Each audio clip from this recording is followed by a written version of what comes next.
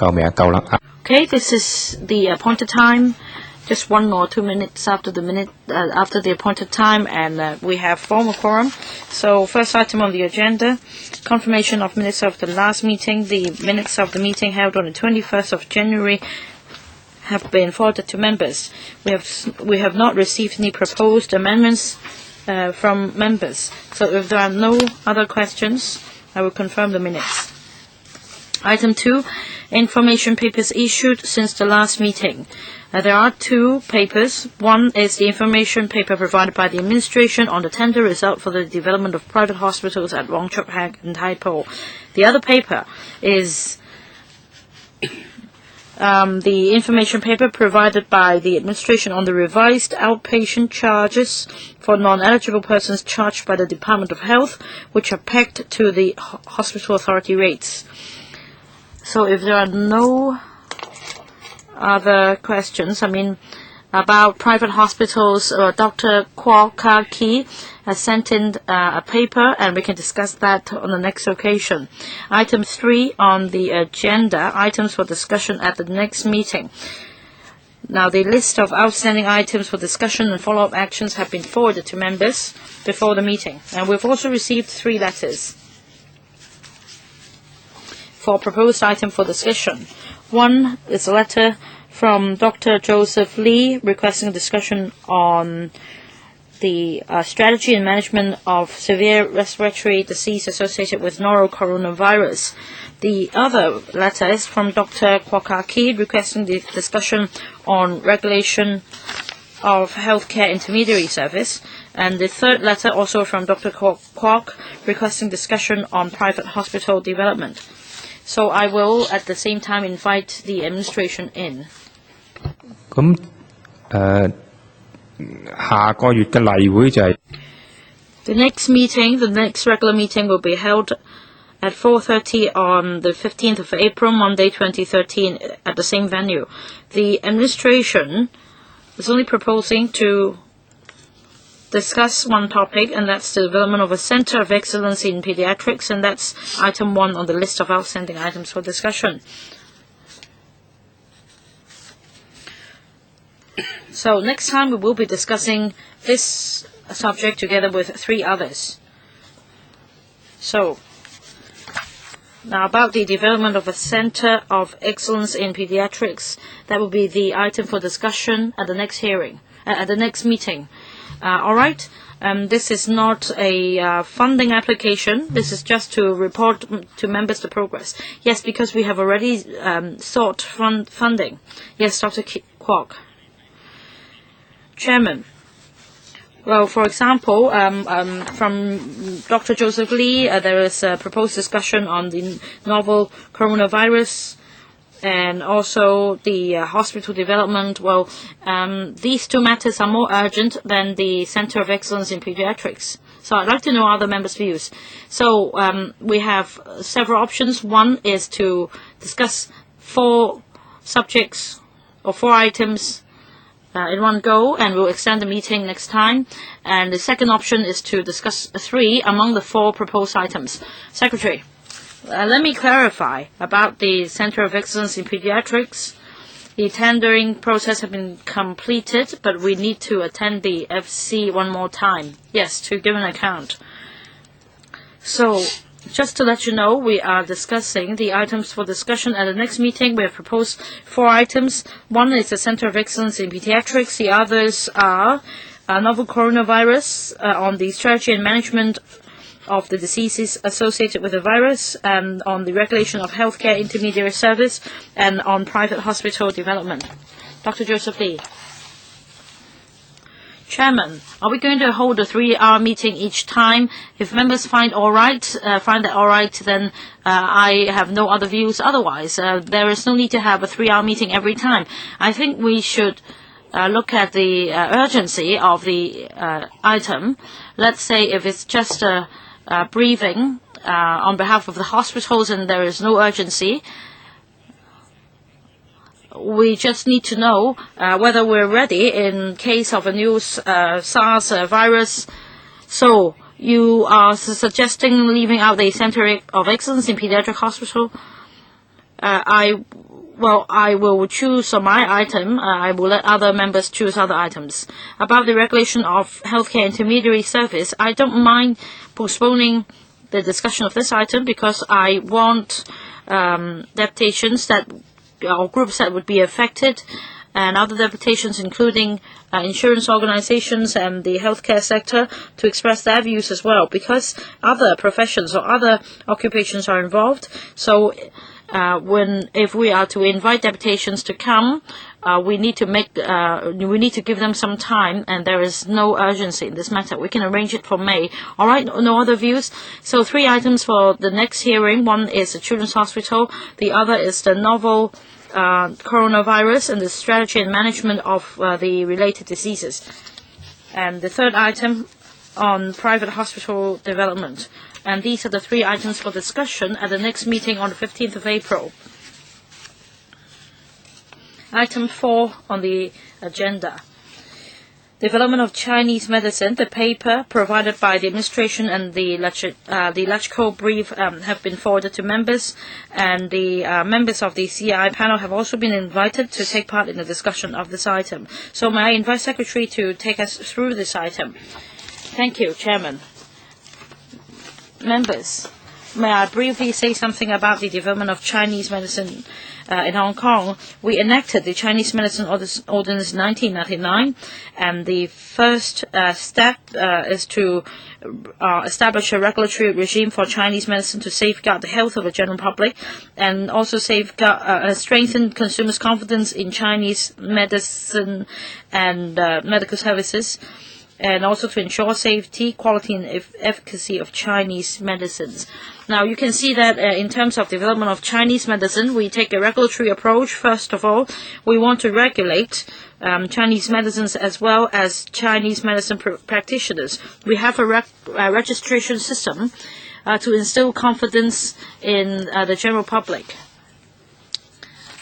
And with a well-established regulatory regime for Chinese medicines and comparing to other jurisdictions, our regulatory regime is quite comprehensive already, and we are proactively examining the future development needs of the Chinese medicine sector, so that the traditional Chinese medicine, which has been widely recognized by the public, can play a more active role in promoting health. And the sector also has high expectation on its development.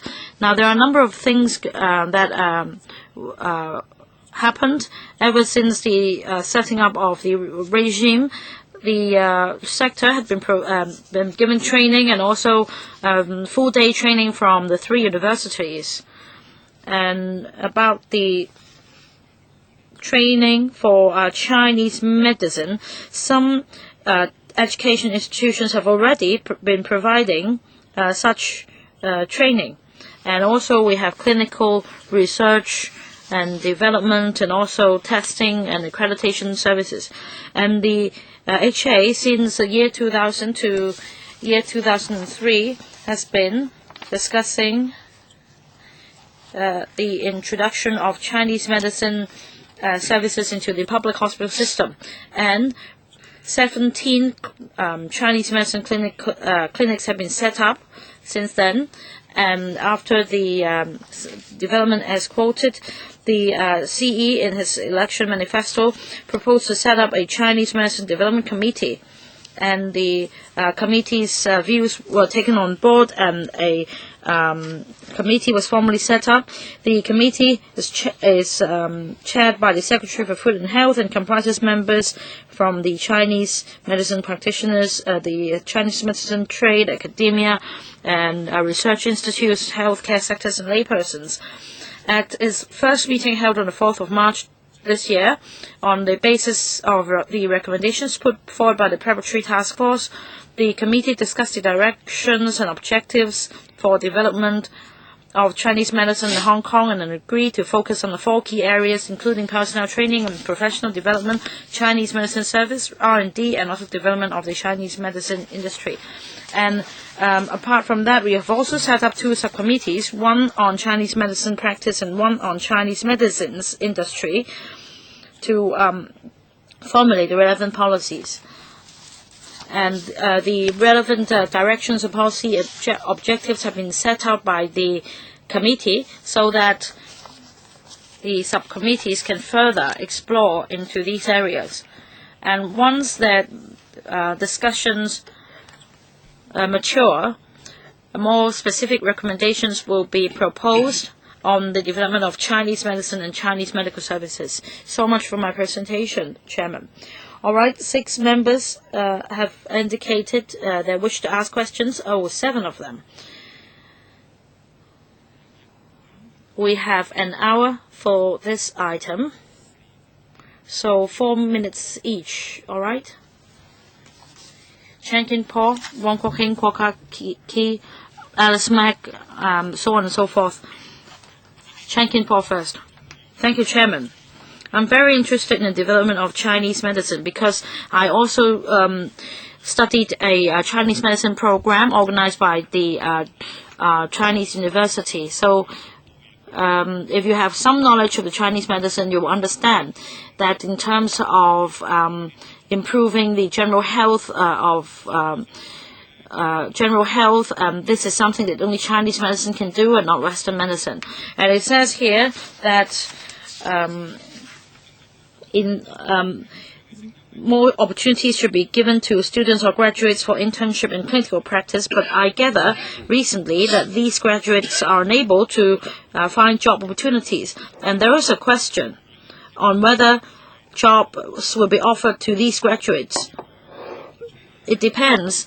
So I'd like to ask you how you can attract more students to join this profession, and in terms of the remuneration and benefits for practitioners, whether they will be enhanced, and how can the education institutions offer internship opportunities for graduates. Now, about the combination of Chinese and Western medicines. Now, I understand this is a pilot program. And have you conducted any statistics on the number of patients in Hong Kong receiving Chinese and Western medicine treatment at the same time?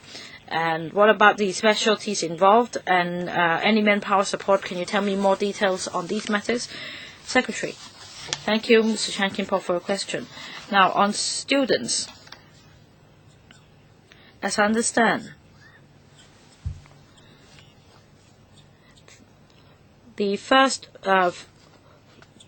full-time BA program on Chinese medicine was organized by the Baptist University. Sometimes, well, there have been changes, but I understand that throughout that there has never been any problem with enrollment or admission, and the standards of students enrolled are actually quite high. So in terms of quality, these students are actually quite good. I also agree that because the industry in Hong Kong is still developing, if these students wish to practice in Chinese medicine, I also get in touch with some of these students. I know that they are very inspired to aspire to join the trade. We're talking about few number of students, just around a dozen per university. And for the Chinese medical service industry is still developing. It is not yet a medical profession. So in terms of the medical fees and charges and the remuneration package in the market, there are variations. Now, even though TCM is not a new industry, but students being trained, it's going to be a step-by-step process. TCM training in the past, starting from 1989, all the way up to 1999, where we had an ordinance. My understanding is that the government has taken a regulatory approach. 一句啦嚇，而發展呢就以臨床即係嗰啲門診啊先，中醫到係 Chinese medical service is very complicated because you need to delineate the responsibilities of Chinese medical practitioners and Western doctors when the patient is admitted in the hospital. I understand that for this term of government, there has never been any policy on the development of a Chinese medicine hospital. Yes, I can provide more detailed response later on. Chairman, I'd like to highlight two contradictory items. First of all, I support you in developing TCM, but the Secretary, are you aware that the government being the largest employer, there are 170,000 civil servants that cannot receive TCM treatment? In this morning's Civil Service Establishment panel, I had already highlighted this issue. The Civil Service Secretary said, the ex-Civil Service Secretary said that TCM is not mainstream treatment. You can get paid leave, but you cannot claim TCM expenses. Another secretary has disagreed with what you're saying. So I support you. You need to resolve this contradiction. Why does the civil service why does it not lead the way and allow the 170,000 civil servants enjoy services, equal services to the Western medicine treatment? Second, you talked about developing the TCM industry. I support you as well, but there is another contradictory issue. You have not succeeded in the overall objective, but you are obstructing the development of the TCM industry in Hong Kong over the last 100 years. Dr. Lam had met with us a few days ago, and I also told him that in Shangwan, there are shops that deal in traditional Chinese medical supplies for more than 100 years. In renewal of license, you will require them to relocate to commercial premises. The reason being, you want random inspections and you want a pledge from these operators to be able to have 24-hour inspections, and if they do not relocate into commercial premises, their licenses will not be renewed. But the commercial premises will not rent these premises to the herbal supplies wholesalers. So you are now suppressing generations of TCM operators, so you need to review the situation, and you have not even consulted the industry. Two questions. Civil servants and overregulation. Well, first of all, Mr. Wong, thank you for supporting TCM, but you need to understand there is a process. I'm familiar with TCM services in the HA. In 2000, the CE policy address said that at the time TCM should be developed in the HA, and I encountered a lot of obstacles. Some of them, as a matter of fact, the Hong Kong system is very different from mainland system. Each jurisdiction is different. There are different concerns over risk control in Hong Kong. So I had to spend a lot of time. It was almost 2 years to have development of TCM in HA endorsed by the HA. Could you respond directly? Well, the model is a tri-party cooperation. The HA felt that the HA could not operate TCM directly. They needed a voluntary organization. They needed to work with universities to ensure quality. So HA would lead the policy, the voluntary body would operate, and the resources available were limited. We had 100 million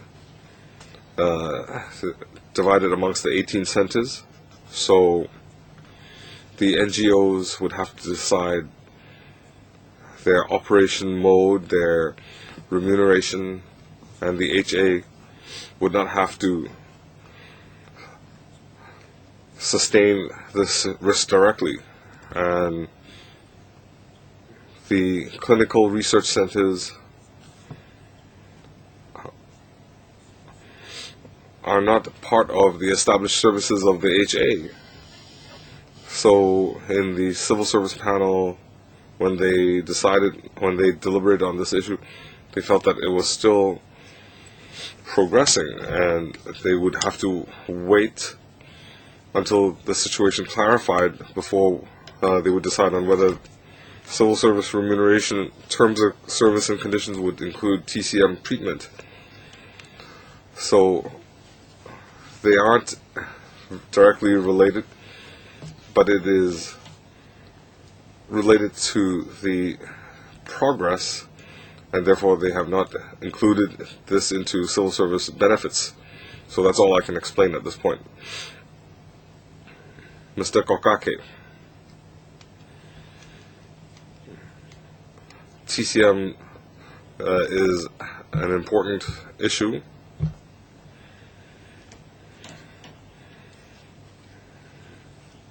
When we had registered TCM practitioners, the government put forward a framework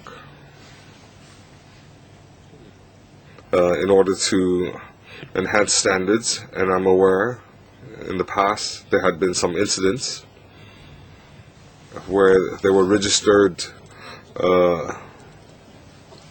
were listed TCM practitioners rather than registered practitioners. So will the government provide some training courses to enhance standards?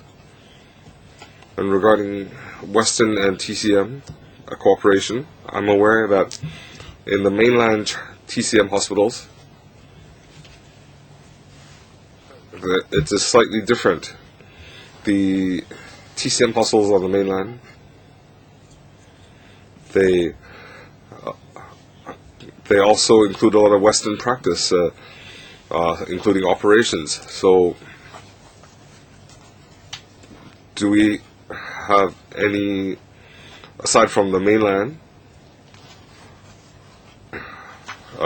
I had visited some of these hospitals, and they can change joints, replace joints, and conduct other operations. So if we really want to develop TCM hospitals, is there any international reference or standard? I'm a bit concerned about the mainland model. Regarding evidence-based TCM, do we have new funds? Because if we don't have R&D, it will be very difficult to proceed. So do we have non-traditional evidence-based? Do we have some biochemistry discoveries? Because that would help enhance standards. Well, first of all, for listed TCM practitioners, it is a transitional arrangement. We would like to help the industry. We would like practitioners to conduct, to undertake courses to enhance standards and professional quality. Ultimately, we would like all listed practitioners to become registered practitioners through exams and testing. You have to be aware that historically in Hong Kong, the original Hong Kong TCM practitioners inherited their practice from their fathers. So if you want to enhance them to undergraduate level, there is some difficulty. Now, even though their practice and experience might be very established, but if you want to enhance it to a registered level, that is somewhat difficult. The profession, the industry do organize their own courses and development. We do have quite a few listed practitioners, so we have to examine what methods we have to help them upgrade.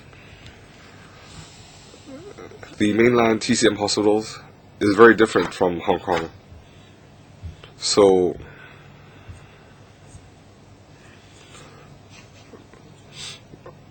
prior to the fourth SAR government, we did not have a plan. The biggest obstacle we have is to identify the service model in a TCM hospital, especially TCM and Western medicine. How can they operate effectively?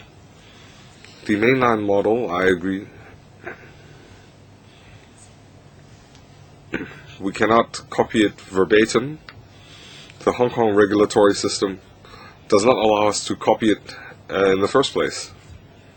We regulate Western medicine.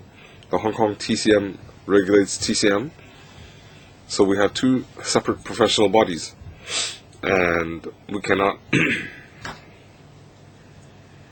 have a mixed model to do in Taiwan, even though there is a hospital that complies with Western practice qualifications and TCM practice qualifications. But if they work in a hospital, they have to declare whether they want to practice as a TCM or Western medicine practitioner. But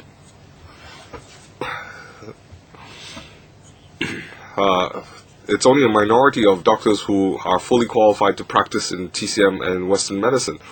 The majority practice in just either the TCM or Western medicine.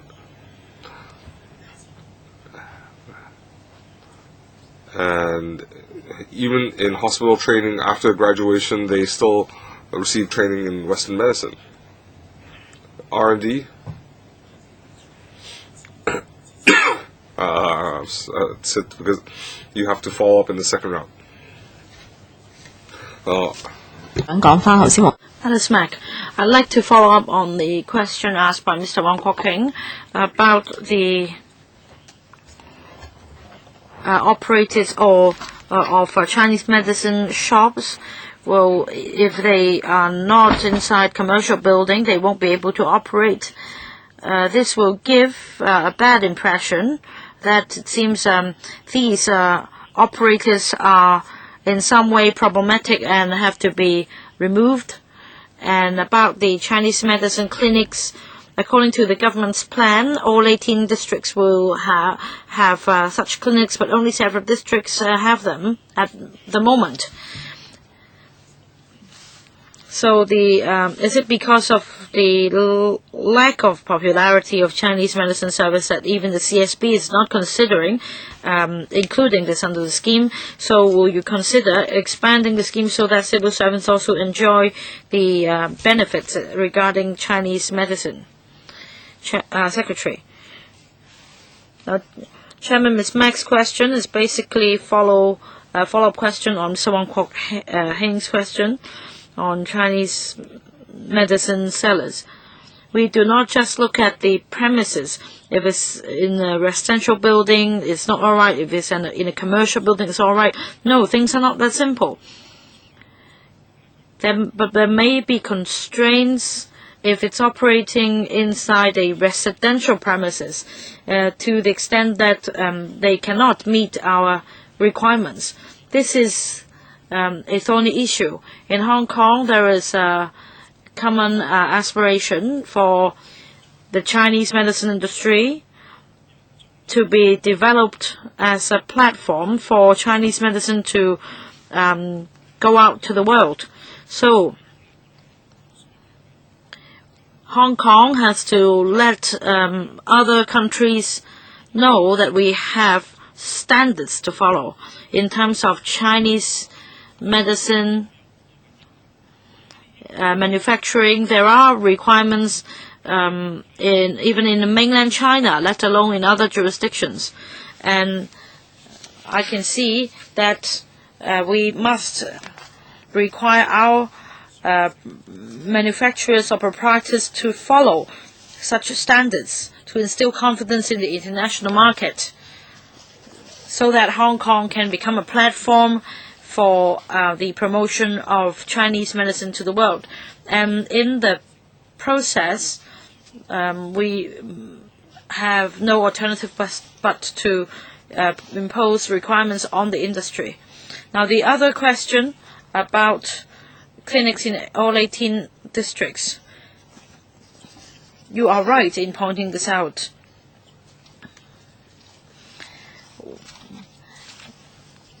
Now, one of the issues to be discussed by the Committee on R&D of Chinese Medicines is to discuss how Chinese medicines can be developed to an extent that it can be included in the medical system or in the public healthcare system, so that gradually we will be able to provide Chinese medical services in public healthcare system. And by then, the Civil Service Bureau and other organizations may have a different basis for considering whether to provide Chinese medicine benefit to employees. Now, just to follow up, you said that the aim is to control the quality of Chinese medicine manufacturers. Why aren't any requirements imposed on the manufacturing standards? And instead, you only have some requirements on the operating premises? I believe it's not as simple as a restriction on its operation in residential premises. I think there are other legal requirements. Dr. Joseph Lee. Chairman, we have been discussing Chinese medical services for a long time, and now we are digging it up to discuss it again. And the Secretary is very clear about the issue. He worked in the HA before. All right, so you have standards, you have training for practitioners. Now the problem is how Chinese medicine Chinese medicine service can be provided in the public healthcare system. Now, I see that there is a subcommittee, and in the terms of reference, this goal is included. But the point is that we can't position Chinese medicine. It's pointless to train practitioners. At what level should these trained practitioners be providing their service? Should it be primary or secondary or tertiary, only to provide treatment? Because if you are asking them to provide treatment only, well, we need hospitals. Now, the problem is very often we use the yardstick for Western medical doctors on Chinese medical practitioners. So definitely, if you use that yardstick, this will become ambiguous. So if you do not position Chinese medicine in Hong Kong, Hong Kong system is pointless. Now, if I go to a Chinese medical doctor and if he then takes out an equipment to measure my blood pressure, definitely the license of this doctor will be revoked. If we do not resolve the problem in terms of positioning of Chinese medicine in our healthcare system, we won't be able to resolve it, because you don't know to which level of care they belong. Now, the other point is, Secretary, can you give an undertaking here, or can you tell us about this? Actually, is there any aspiration for Hong Kong's healthcare system to provide Western medicine as well as Chinese medicine? Is there a dual-track system? And the third point is once the industry is developed, there should be a Chinese medicine hospital. And we can have something like Dr. Key's, what Dr. Kwok's quoted, a combination of the two, or a standalone Chinese medical hospital, so as to allow practitioners to develop. Can you allow some time for the administration to reply? Now let me just say a bit more. When we talk about Chinese medicine, very often these are proprietary medicine imported from the mainland, but we also have GMP. Secretary, do you have any statistics on the actual medicines manufactured locally? Otherwise, we should not waste time on the GMP if all the medicines are imported. You talk about promoting Chinese medicine to the world. So you should clear this doubt first. Secretary, Chairman, there are a lot of views. Maybe I'll just focus on 2 points. Now on positioning, I think it's the crux of the issue. It's very important. Dr. Lee, we do not have any inpatient Chinese medicine service for a long time exactly because of this. At present, we need to ask Chinese medicine practitioners and medical doctors to sit down and discuss how the collaboration should work. For example, when if we operate in a hospital, we should consider what patients will be admitted. I know the situation in the mainland is very different. So this is what we must think about. The second question is on evidence-based Chinese medicine. If we use entirely the yardstick for Western medicine to gauge a Chinese medical service, well, I don't think this is the case.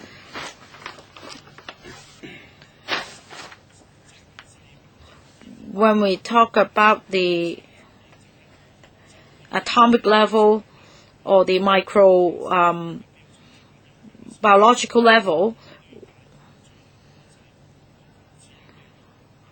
we do not ask the Chinese medical medicines to be analyzed to the extent that the components of the chemicals are shown.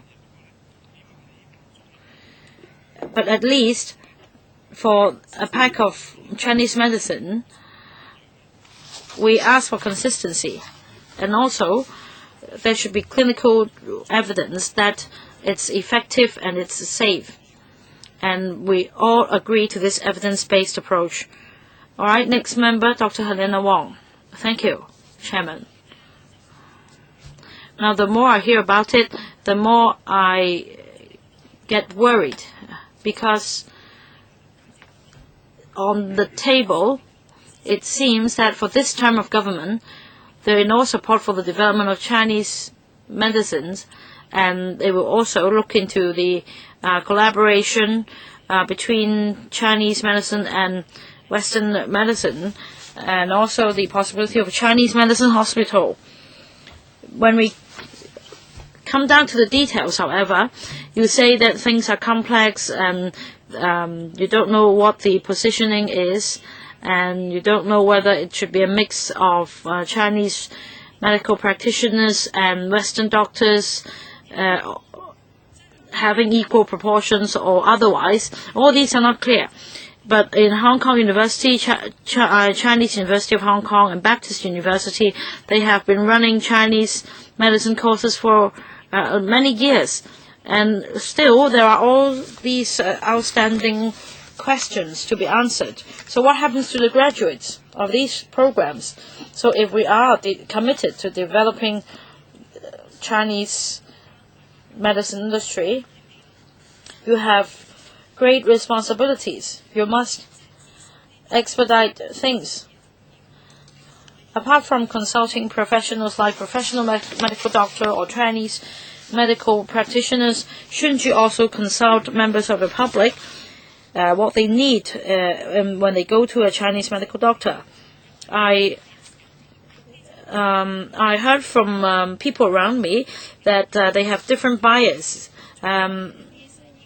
Some only opt for medical doctors, some only opt for traditional Chinese medicine, and some think that a combination of the two is the best. So in terms of public education and consultation, you should kickstart the discussion and public education.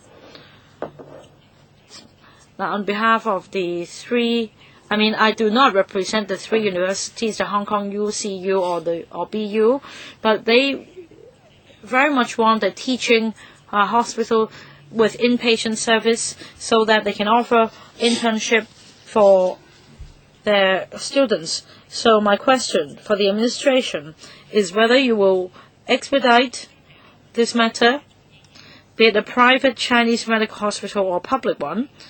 Please tell me what plans you have. Secretary. Thank you, Dr. Wong. 3 questions. First question, you are concerned about our discussion on positioning, etc., and we have yet to come to a conclusion.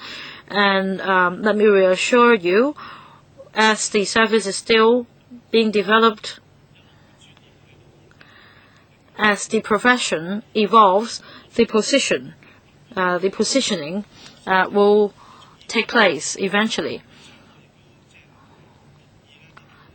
I also agree that universities have started the training programs 10 years ago. But as our services develop, things have evolved, and this is how the industry develops. Is it unclear? No. For me, it's very clear. But we need time to make adjustments.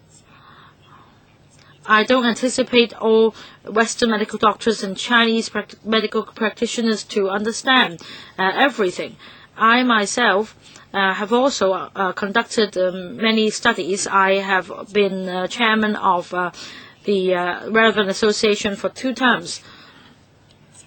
So when we consider the monitoring groups or organizations, they comprise members from members of patient rights organizations, etc. And about the committee, the Chinese Medicine Development Committee, it's been set out in the terms of reference that developing a Chinese medical hospital is a matter of priority, but then we need to ask all sectors to collaborate, and it depends on whether they have sincerity to collaborate before the government can take the lead in developing a Chinese medical hospital. And I do not rule out this possibility at the moment. Any university or institutions, if they want to run a Chinese medical hospital on a GIC site owned by them on a self-financing basis, we do not oppose to it.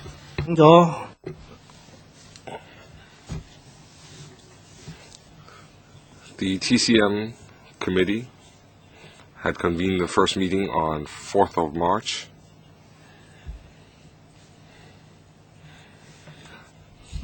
Should the government have some timetable? Because the government should play a leadership role. Just now, we also heard about developing TCM hospitals. So,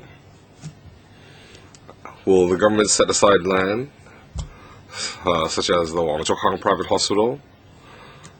And I'd like to follow up on the civil service, TCM benefits. Just now, we heard that there's a tripartite relationship, and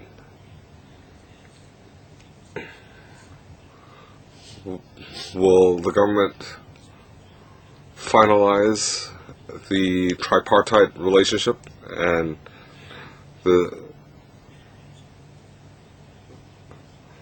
will the CSB have this mainstreamed? Thank you for the question. I'll deal with the civil servants question. Do we have a timetable? I don't have a specific timetable, but you can see at this stage all our thinking, we're trying to accelerate the process. You have to understand, for the government to consider developing TCM, the first time it occurred was in 1989, 24 years ago. So I think for any important development, 24 years could be a long period, but previously we didn't have any regulation, any training, and if you look at it from that perspective, you cannot say we've been slow. Aside from Taiwan and the mainland, we are quite mature, even though you might say there's legislation in other jurisdictions, but it's very limited. They might just regulate acupuncture. It is not a comprehensive regulatory system. So when I say I cannot give you a specific timetable, but we are determined to expedite this development. The land question is very pertinent. I am exactly considering this issue. We need to reserve land for the TCM Regulatory Committee. Should we set aside land for tender, or should we encourage multi-party relationship? And we should, so I'm already thinking ahead.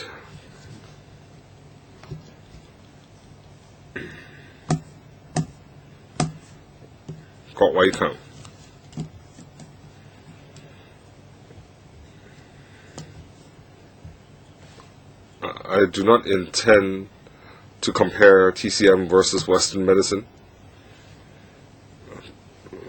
but I don't think we will object that TCM has a longer heritage than Western medicine.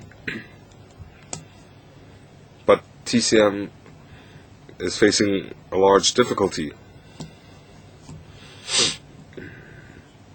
Do we have the same prescription for each disease, or we might have different prescriptions for the same disease? But TCM examines the individual case and the case history for prescribing medicine. So you cannot look at TCM from a Western medicine perspective. You cannot. They are two separate systems. So the HA, what is its attitude towards TCM? They are still using a tripartite mode to operate TCM clinics. So they cannot operate independently. So as the CS panel this morning said, why can't civil servants enjoy free TCM treatment? It's because of this.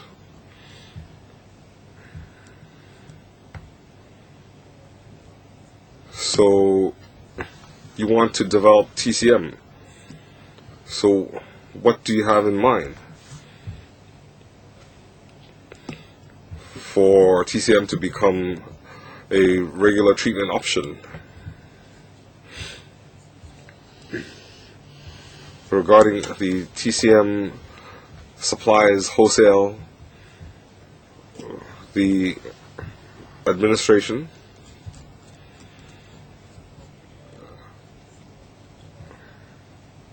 wants to regulate the wholesale packaging of TCM products in residential units. But when we ask, are there any cases of errors or mispackaging that lead to errors. So why do you want the industry to comply with these unreasonable requests? These are small enterprises. They are not growing the plants. They are just drying out the herbs and packaging the herbs. So these, you want to drive out this industry into a commercial building. But there's no room for them to operate. And lastly,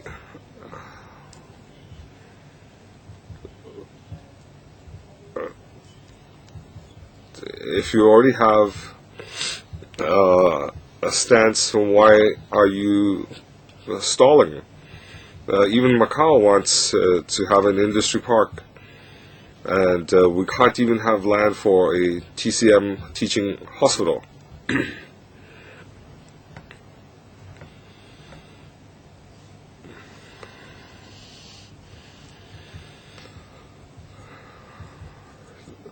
As a matter of fact, the whole world is trying to come up with a singular approach to TCM. Well, even Western medicine is not taking that approach. They are taking a comprehensive approach, cocktail therapy and so on. But why TCM will have prescription medicine and a formula?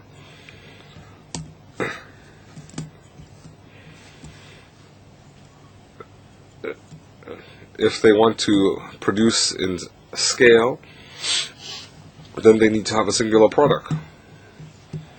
So for clinical practice in TCM, we respect the individual treatment.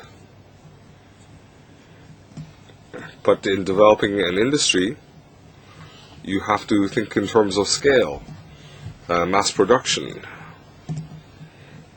to comply with modern day quality control. In terms of the tripartite relationship from 2003, developing the first teaching center, and in end of 2004 when I left the HA, in retrospect, we now have the 17th clinic. So the HA has now some 10 odd clinics. It's not been an easy job. Regarding civil service benefits and enjoying TCM, well, these are two separate problems. So any employer will decide whether this product or service is mature enough to provide to its employees. But you can't put the horse before the cart and have TCM treatment as soon as possible. I can't. We have to proceed step by step.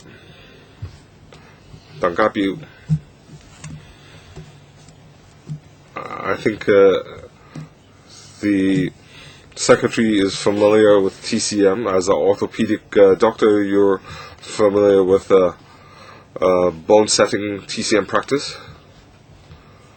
Well, but civil servants, can they enjoy free TCM service? Well, what do we mean by free, government funded?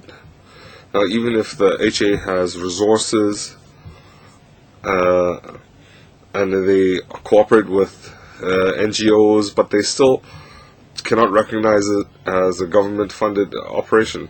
And if you review Social Welfare Department CSSA recipients, when they have medical exemption certificates to visit government clinics, it includes TCM. So some policy bureaus acknowledge the right for the public to enjoy TCM. And this morning, Mr. Tang said it's not a mainstream service. Even the HA doesn't have a dental service, so that's why the health department has some dental clinics. So could the health department have a pilot TCM clinic? Second, we're also concerned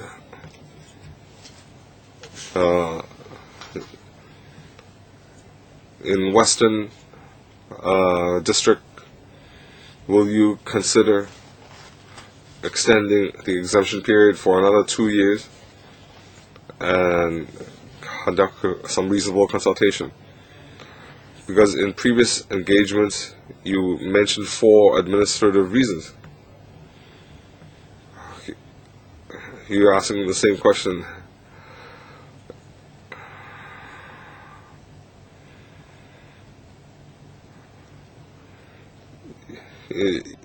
You mentioned the civil servants, whether the health department can offer TCM.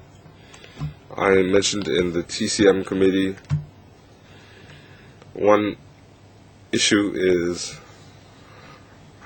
in the government hospitals, how can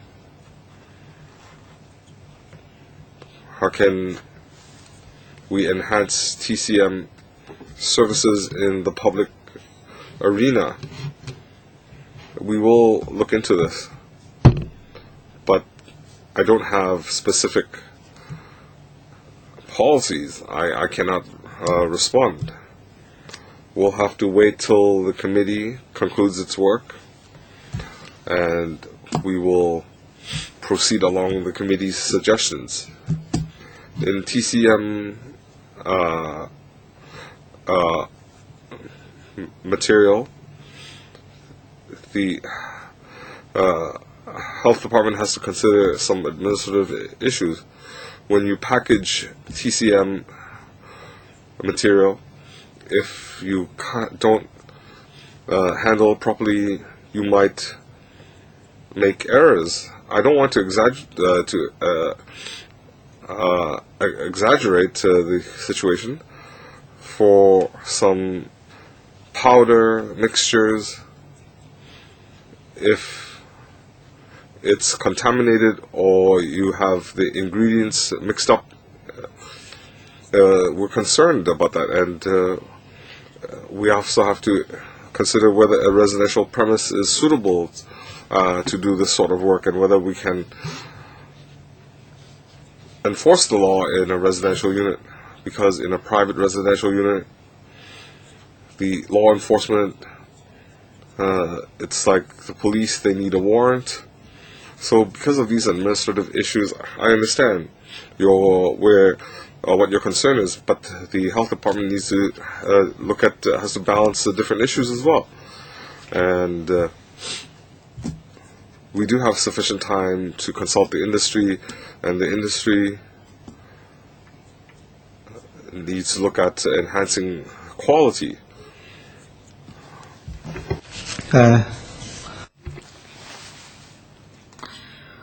Well, I haven't responded to some of the questions just now about the development of the industry. Why is it that we have yet to fulfill this goal? And this also has to do with the development of Chinese medicine. One issue is Chinese herbal medicine. The other is the proprietary Chinese medicine or modern Chinese medicine. These should be manufactured under the GMP or in line with GMP.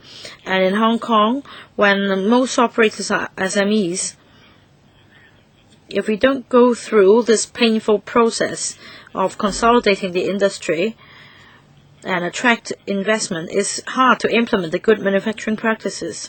And without the GMP, how can the industry be promoted to the world? Next, Mr. Chan Han Peng. Thank you, Chairman. Just now, a member asked about the Chinese medicine hospitals, whether there is a timetable or roadmap. Secretary already answered that there is none, and we don't expect you to have one immediately. But we'd like to know how committed to the Chinese medicine services is the government.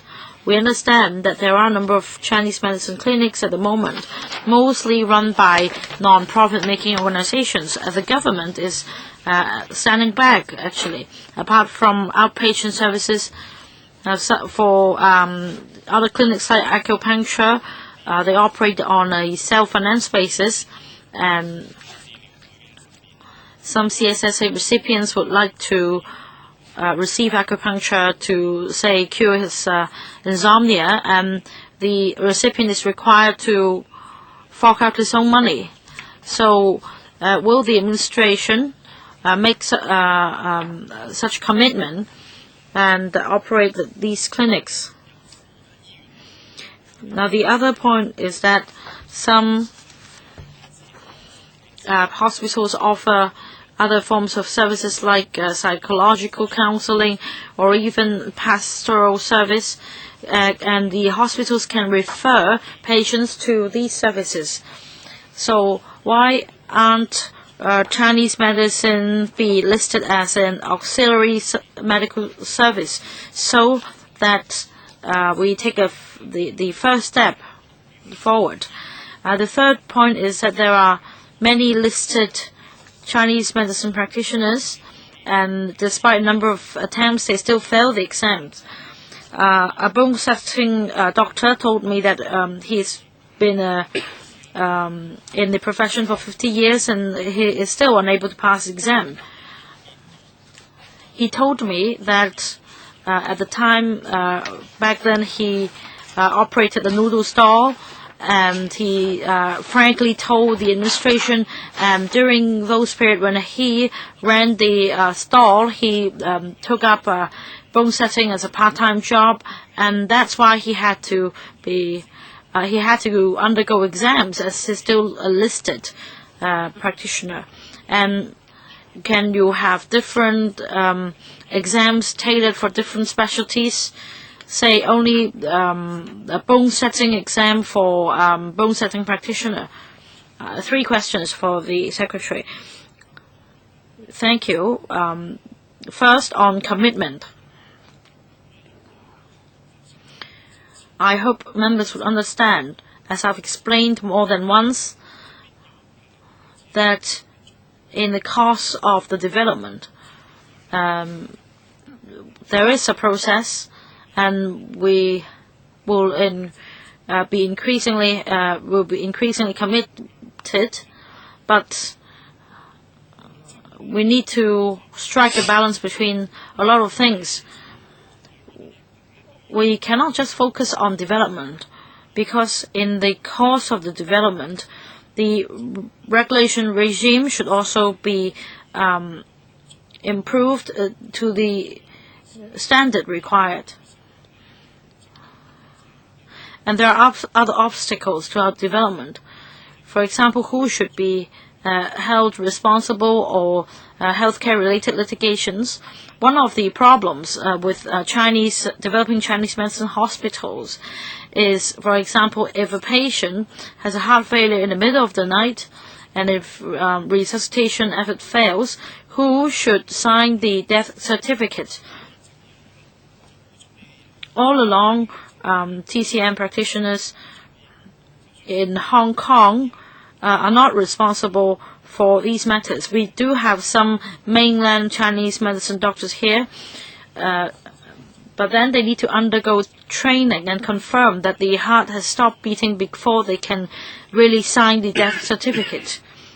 What about Chinese medicine as auxiliary service? Again, it is quite controversial. In other countries, Chinese medicines are sometimes termed alternative therapy or auxiliary therapy. But for us, we will not promote Chinese medicine as a form of alternative or auxiliary therapy. But there will be a combination with different clinical departments. Different collaborations would be formed with different clinical departments. I can only say that your comment serves as a reference for us.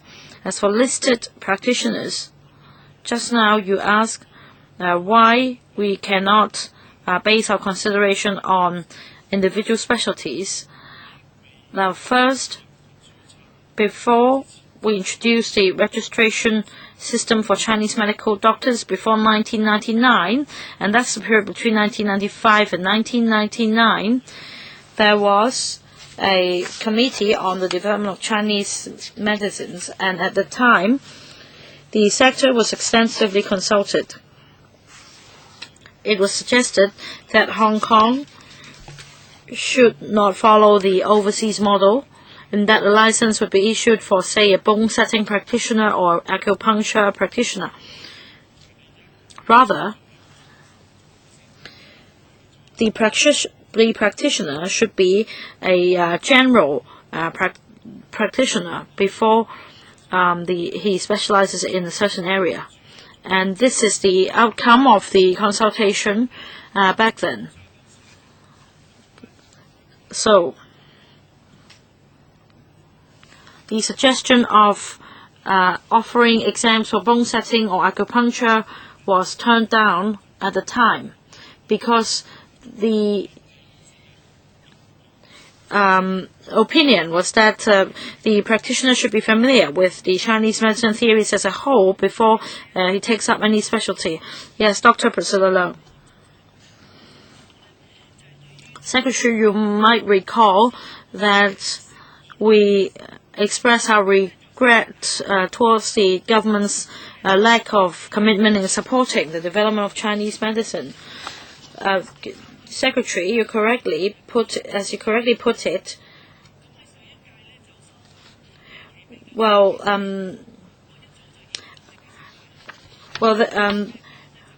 the funding was the funds were actually taken back after the suggestion to develop a Chinese medicine hub, and then in the end we lost the 200 million funding. Well, I put this to you, Secretary and Chairman, as well. Quite a lot of friends of the Chinese medicine industry feel that the outsider is regulating the insider, because Chinese medicine has a totally different set of theories than Western medicine. I think that the long-term therapy of Chinese medicine is really effective. So can we take a two-pronged approach or have a combination of Chinese medicine and Western medicine? This is very important because the Chinese Medicine Development Committee, according to many people in the sector, is a committee without representatives from the sector.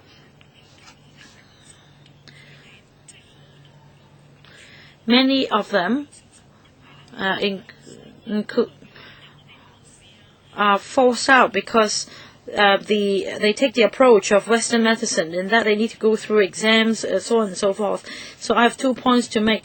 One is determination and commitment, and the number one rule is money. So, Secretary, please reply to me.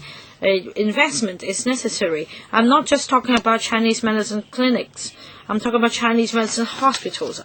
I asked during the last term a question at the Legislative Council whether Chinese medicine hospital could be set up. If you're committed, definitely, you can come up with a timetable. Second point, there is no functional constituency for Chinese medicine services sector. They have no voting right. So in terms of political right, if the base of the functional constituency is to be extended, then shouldn't Chinese medical practitioners be given the right to vote as well? Now, please don't shake your head, my two fellow members in front of me. You don't know that our practitioners have been fighting for this right for over 10 years. I know you're striving for abolition of the functional constituencies, but I'm talking about expanding the base of functional constituencies. We have different goals. Please, no catcalling, please. Please respect others when they speak. We're talking about the Chinese medicine industry. Before the FC is abolished, I think this should be considered. Chairman, I don't want to hear all the noise. I think we should have mutual respect here. Chairman, please chair the meeting. Yes, I'm chairing the meeting. You only have 4 minutes. Please, finish. Have you finished? Chairman, I have put forward my request. In terms of political rights, I hope to see more representatives from the Chinese medicine sector. Secretary. Thank you, Dr. Priscilla Leung. First, about the $500 million regarding the Jockey Club fund. The organization no longer exists, but between the Jockey Club and the Innovation Technology Department, there is the outstanding balance, and if there are suitable uses on Chinese medicine, the funds can be used. And there is support for the development of Chinese medicine industry. And I don't quite agree to your second point, because this is not just an issue of managing the Chinese medicine industry. This sector cannot exist alone in Hong Kong. It's part of the healthcare system. And even for practitioners, they also understand the suggestions of combining Chinese and Western medicines or expanding the sector. So as far as planning is concerned, we see that as a part of the system, not an individual sector. And for every sector, there will be outsiders' participation in its management. In any organization, there will be outsiders as well as insiders at the managerial level. Lastly, on Chinese medicine hospitals policy, we have made things very clear. For our committee, before any discussion takes place, we already state that it will promote the development of a Chinese medicine hospital.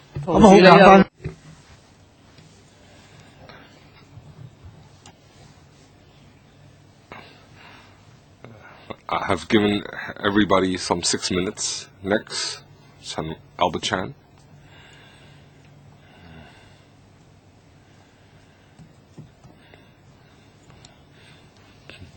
The TCM status, professional development, and distribution of resources. If you refer to the composition of the committee, we still have a lot of Western medicine practitioners. Of course, given Hong Kong's historical background, we needed acceptance from the mainstream Western medicine community. So does TCM require Western medicine approval, sympathy, and have them drip feed resources? Well, that's a very cruel political reality. So when can TCM be totally financially and professionally independent? Second question. In the U.S., the acupuncture and herbal medicine is already incorporated into Western medicine. Some traditional TCM services are already incorporated into Western practice. So, will Hong Kong separate the regulation of TCM and Western medicine? And can we have a combination of Western and TCM to a certain extent? Well, Mr. Chan, you can see there are a lot of Western medicine practitioners in our committee. It does not mean that we need Western medicine approval to develop TCM. We have invited Western medicine practitioners in the Chinese medicine committee. There is a profound meaning to it. We want the Western medicine practitioners to promote the combination of TCM and Western medicine. Well, then they should be on an equal footing. Well, if you insist on your stance, then you should have TCM sitting on the board of Western medicine committees. I just want to point out that there is a positive meaning or implication.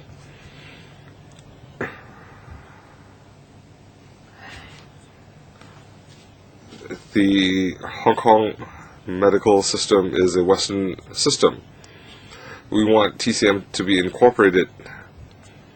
Then we need people who, Western medicine practitioners who respect and are willing to cooperate. Patients want to see cooperation between TCM and Western medicine. The patients don't want to hide the fact that they're seeking TCM or Western treatment. Some people see acupuncture being incorporated into mainstream Western medical treatment. Some TCM practitioners feel that that will disintegrate TCM practice. So we want to have a full comprehensive TCM system. Ms. Chen Yunhan.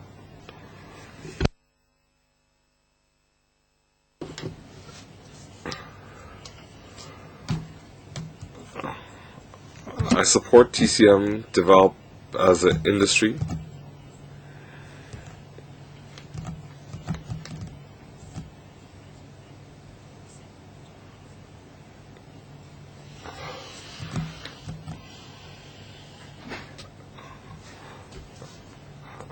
I want to focus on the composition of the TCM committee. I have some reservations.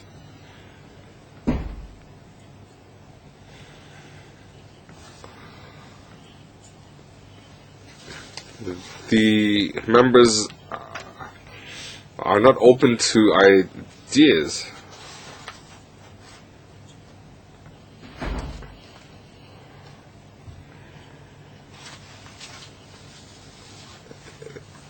Regarding the new composition, I need to study it. I want to see whether these people, whether they can promote TCM.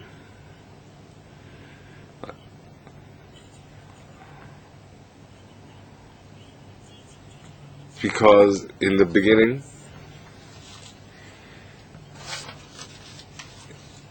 in the discussions, they did not view it from the TCM perspective. There were a lot of scandals. So if you ask me about the composition of the committee, well, I will consult the industry first. If there were some errors, these errors will be promoted throughout the system. The TCM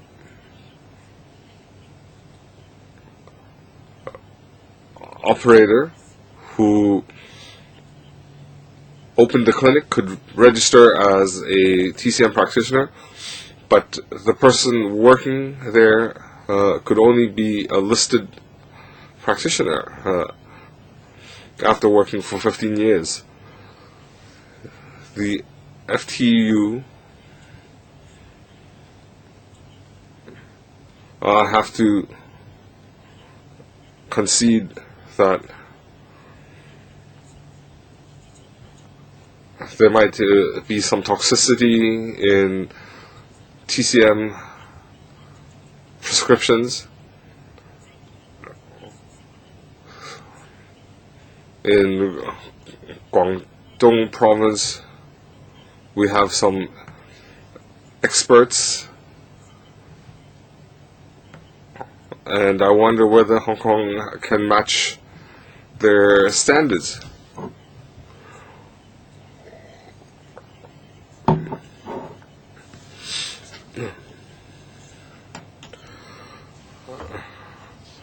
We have some very ridiculous requirements from the government. They want herbal wholesalers to operate in commercial premises.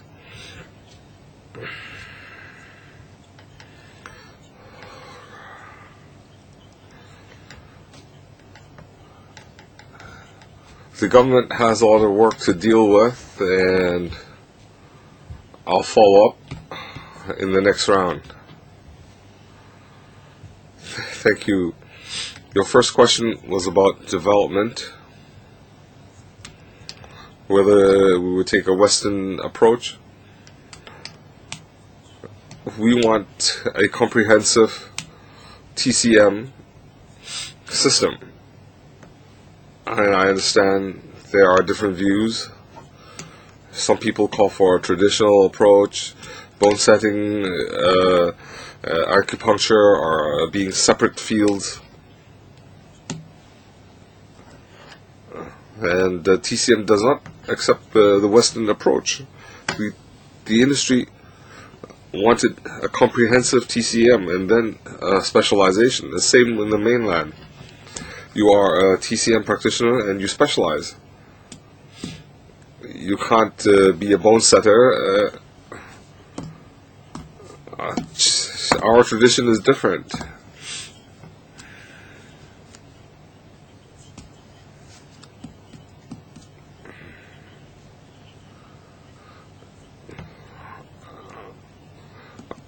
I don't agree that it's we're just taking one approach. I support the accreditation system, and the CE had emphasized that the TCM committee called for Hong Kong should be a international testing verification center. We had to look at our investment in this area in order to become an international testing center. But before getting to that stage, the government laboratory is already upgrading its testing abilities. Next we have Hong Kong.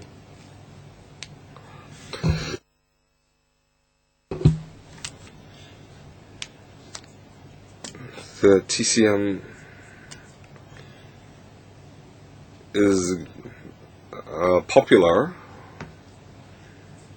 The CE also wants to establish a TCM committee, and now they are trying to regulate the industry. The industry also supports GMP, but in order to meet GMP requirements, not all small pharmacies can do so. Large pharmacies can comply, but we now have some 400 companies that can't meet requirements. When I met with the Innovative Technology Center chairman, I had asked, could the government provide the hardware, the GMP standards, and they could rent it out to the pharmacies? I think that would be more effective, because small companies, their formulas have been proven effective.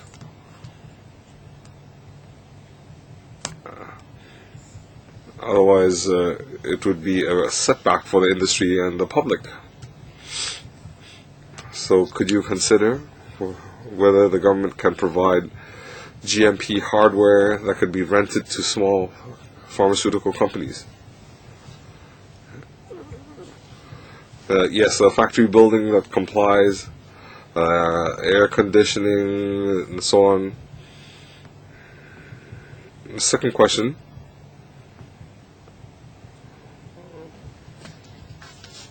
The testing and verification, but you need to understand the raw material is from mainland China, and each lot would be different. Now, if Hong Kong were to do were to set the standards, but Hong Kong has never done this line of work, then, and we rely on the mainland, then do we have to follow mainland standards? You shouldn't use the Western approach and have it applied to TCM, because each batch of material will be slightly different. So when you apply the Hong Kong Chinese Materia Medica standards, you should bear these factors in mind. Well, regarding GMP, I'm very happy to hear members' suggestions. We cannot relax this requirement. If we want Hong Kong to be a platform for TCM, then what can the government do? We are thinking about this. Well, I don't think we can just provide factory and hardware. In GMP, we require operational records and the workflow.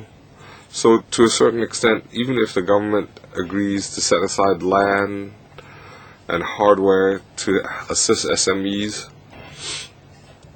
the SMEs need to add some investment and cooperate. They cannot just sublet premises. Even if they don't consolidate, they need to cooperate. Regarding the Chinese Materia Medica standards, we understand the difficulties. Now, even though Hong Kong doesn't manufacture the raw material, even overseas, where they don't produce the raw materials, they have to do similar work. We will work closely with the mainland. Each time we meet the health ministry on the mainland, we discuss how we can cooperate, how we can develop R&D standards, and they have manufacturing bases, they have experience, and we can cooperate with them. Up till now, the health department, we will produce 200 types of medicine, and in the TCM committee, this is something that we will work harder to integrate with the mainland to allow Hong Kong to be a testing center. All right. We are 20 minutes behind schedule because originally 6 members raised their hands, but in the end 14 members asked.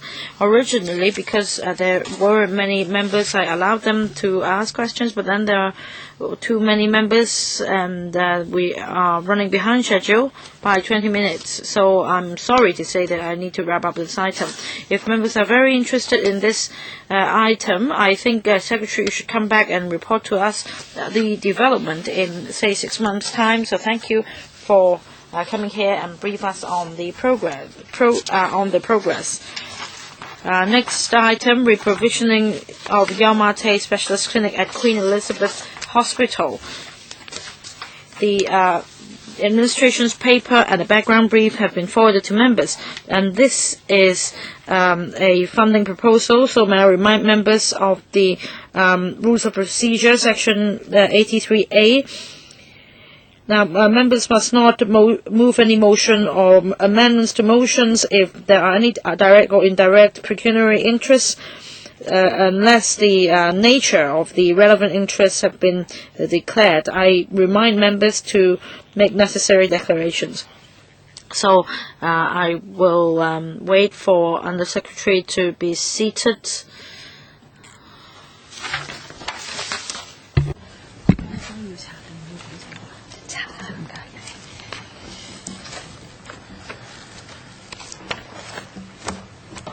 OK 啦，局長。All right, Under Secretary. Thank you, Under Secretary and your team. So may I ask you to take us through the administration's paper? Thank you, Chairman. This item is about the reprovisioning of Yau Ma Tei Specialist Clinic at Queen Elizabeth Hospital. In fact, as members can see, the purpose, according to this paper, is for us to report to you the reprovisioning of Yau Ma Tei Specialist Clinic, YMTSC, at Queen Elizabeth Hospital, QEH, and the current status, and we seek members' support for the proposed project. And to make way for the construction of the proposed Central Kowloon Route CKR, those need to vacate the YMTSC and reprovision the facilities before the building is demolished. And it's scheduled to take place in the third quarter of 2016. The affected facilities and services will be reprovisioned so that the building can be demolished. Now, the services provided by the YMTSC include ear, nose, and throat specialist clinic, a geriatric day hospital, renal dialysis center, child psychiatric outpatient clinic, and child psychiatric day hospital. And the proposal is that a new specialist clinic building will be constructed at the site of the old specialist outpatient clinic at QEH, and these services will be reprovisioned. And we will also take this opportunity to enhance the provision of certain facilities so that patients can benefit from the project. For the day hospital or the ACC of the Department of the within the hospital, these will be reprovisioned as well. The original commencement date of the project was September 2010 for completion in 2014. On the 13th of July 2009, we consulted the Health Services Panel of the Legislative Council, and we sought members' support. And because of the timetable for Central Kowloon Route has been delayed, accordingly, the demolition of the building under this project is also scheduled later. And the total estimated cost for the project is in the order of $1.9 billion. And if members support our proposal, we will be seeking FC for funding approval in June. And once funding is approved, the project will be kickstarted at once for completion by the middle of 2016. We urge members to support this proposed reprovisioning of YMTSC at Queen Elizabeth Hospital. Thank you, Chairman. All right, please raise your hands.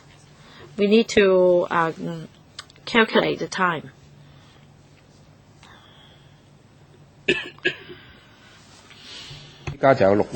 Six members. Alice Mack and five others. Now, we need to keep watch of the time, so please be concise. 3 minutes, questions and answers included. We still have two more agenda items. All right, Ms. Alice Mack. Chairman, very briefly, because of the project, the clinic will have to be demolished. We must support the reprovisioning, and we welcome the new special services. But what about the transport? Will there be any inconvenience? Originally, it's very convenient to go to Yau Ma Tei Specialist Clinic. There are buses and other public transport. But once it's reprovisioned, we all know that the transportation network over there is very poor. This has been criticized already. And many patients will be going to that clinic. We see on a daily basis many patients visit Yau Ma Tei Specialist Clinic, and there are different specialist services there, including AIDS, treatment for AIDS. So many patients will be going there, and will that increase the increased traffic load, and will there be inconvenience to patients? I'm most concerned about the accessibility of the clinic by patients. Under Secretary, yes, we have paid attention to this issue, and we are also concerned. The new building will be composed of 11 stories with more facilities, so we have taken note of this problem. First of all, there will be minibuses as transport for that place, and we also have funding to construct 2 pedestrian links linking the Queen Elizabeth Hospital and the Ambulatory Care Center. So we hope that the whole transportation network will be improved, and there will be minibuses reaching that place and traveling to and from MTR stations. Oh, this is good. If it's over 10 stories, I think doctors have this experience, just like the Princess Margaret's Hospital, the specialist clinic. You need to register at the counter for all the special services. You need to get your ID card to register the service, and then you need to take the lift, and then you need to go to the dispensary. So with so many special services there, I hope that more could be done to facilitate the patients in using the service. Say if you're wheelchair bound, or how many wheelchairs can the lift accommodate, and so on and so forth. First of all, it must make patients more convenient, and there are over 10 stories in that building. Now, transport, apart from GMBs, there should be other kinds of transport, because apart from the operating hours of the clinic, well, let's say the clinic may start at 9. Can the minibuses start the service beforehand so that more patients can reach that place? All right, Ms. Mack, I think Under Secretary has heard your view. Next, Ms. Chen Yun-han. Chairman, well, things have come to an end.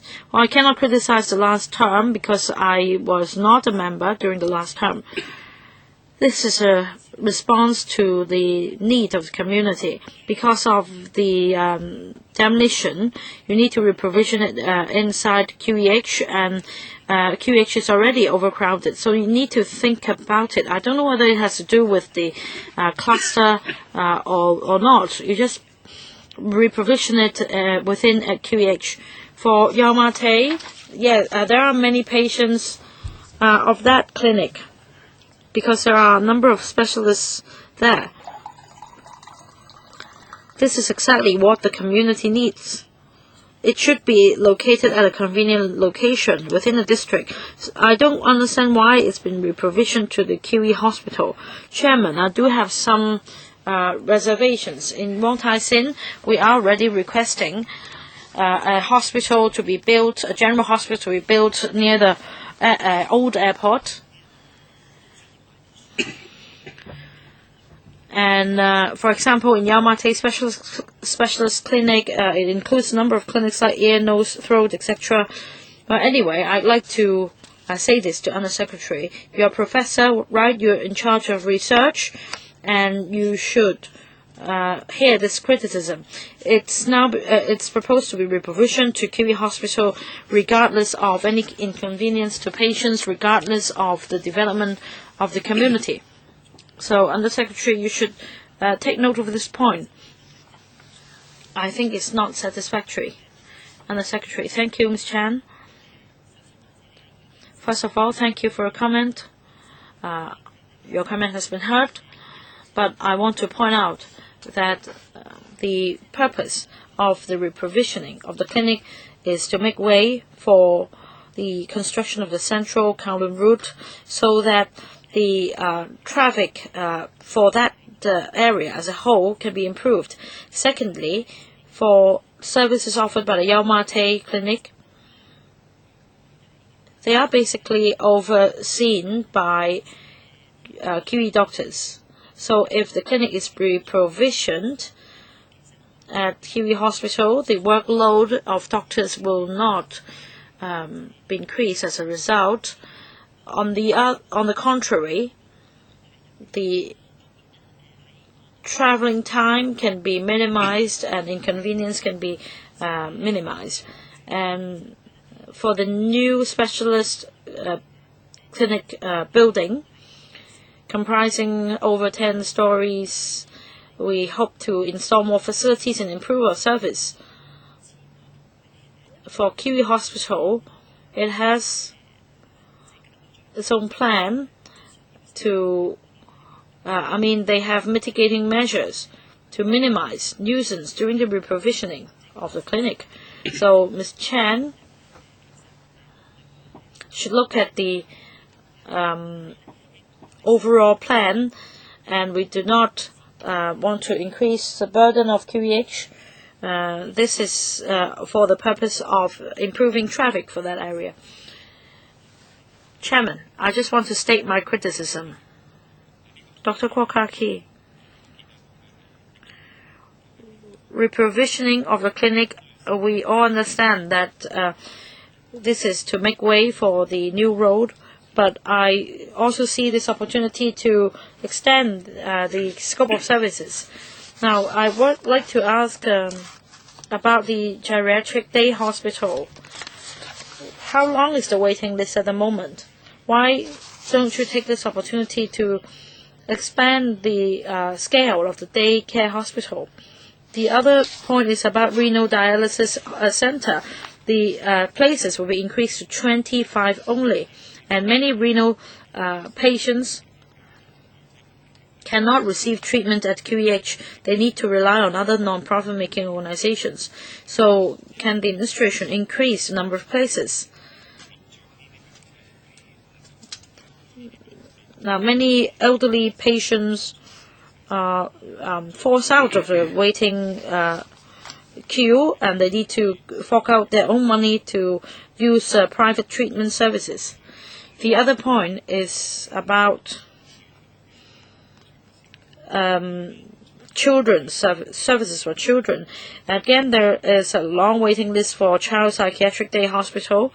Can the administration increase the service capacity during the reprovisioning exercise to cater for the needs of patients? Undersecretary,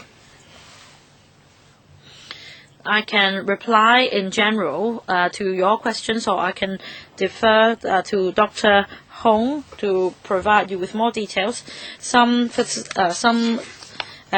will be added. For example, the renal dialysis center, the number of places will be increased from 17 to 25. Some will remain unchanged. Now, about the details concerning Kiwi Hospital, may I defer to Ms. Dr. Hong?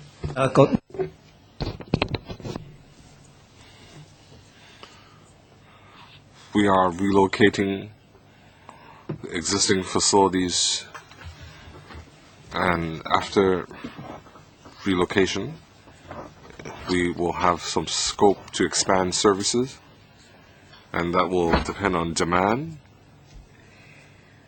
And we will make the application through our annual exercise. You talked about the geriatric ambulatory service, and those are for stroke patients. And every 2 weeks, they can receive treatment at the ambulatory center, and each patient will receive 3 or 4 weeks treatment. What about renal dialysis? The HA has a whole system for increasing renal dialysis service. Will you increase the quota? We do regular reviews, Miss Wong, big one.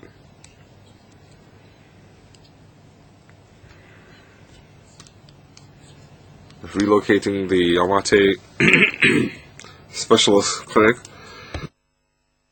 because of the central Kowloon route. We had discussed this in the transport panel this week, but the administration didn't clarify. The CKR second stage consultation is in the midst. I have visited these public engagements. A lot of Topawan residents object to CKR because there are dozens of 50-year-old buildings, and CKR is aligned right beneath these buildings. The residents are concerned about building structure, building safety, and redevelopment potential.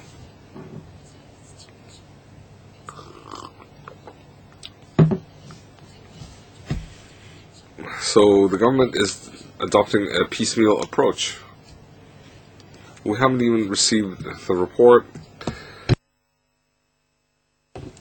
Officials say the report will be ready in the third quarter. So they haven't negotiated with Topawan residents, and they're now relocating the police station, the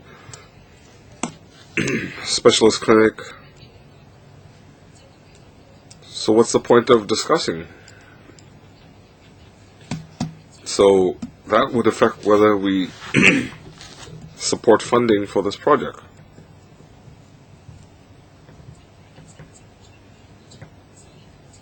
Regarding relocation,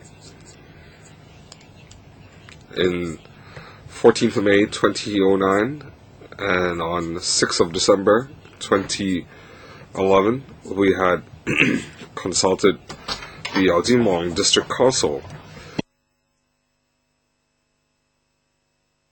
In both exercises, the councillors supported us and called for the project to proceed as soon as possible.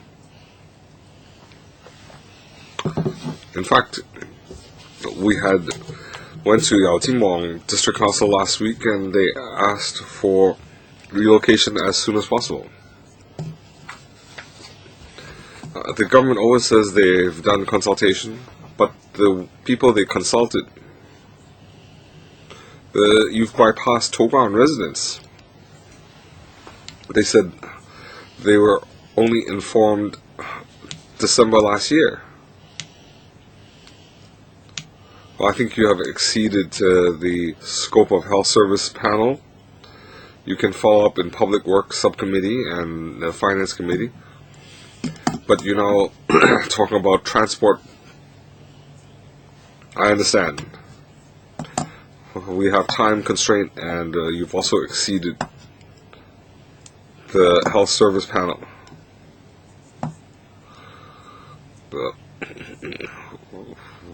We have already overrun 20 minutes. We need to be fair. We need to be. We have to exercise strict time control. Vincent Fang, I support this item.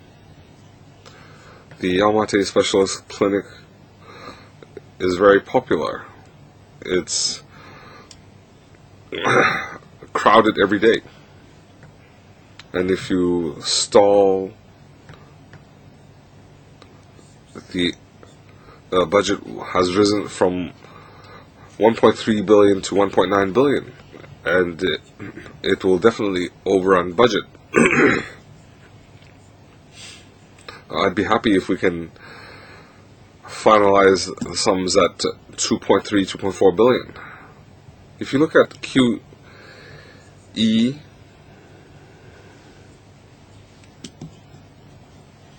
it's packed. We had the rebuilding of Kwai Chung Hospital, but relocation is very difficult. There are a lot of logistical difficulties. You will definitely receive a lot of complaints. Just dealing with patients, moving is already complex, and now you have the Yaomate patients. Can you handle the human traffic flow? Mr. Lee will respond.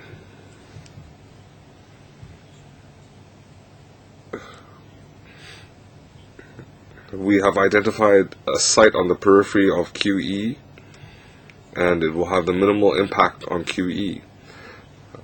Our estimate that there would be some 500, 600 people using this facility, and our facility should be able to handle the relocation of Yaomate Specialist Clinic.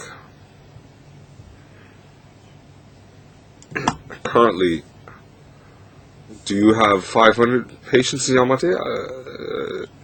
It's always crowded.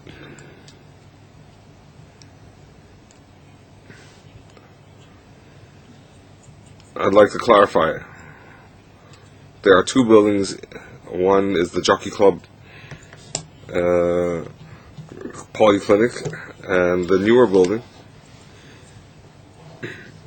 is the Specialist Clinic. The ENT and Geriatric Ambulatory Center and the Pediatric Psychiatric Ambulatory Center. We also have other health department services, because we have HA plus health department facilities. It's only HA services that will be relocated to QE.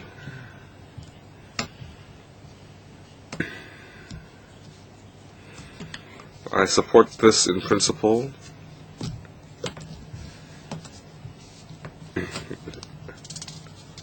It should complete, construction should be completed by March or third quarter in 2016.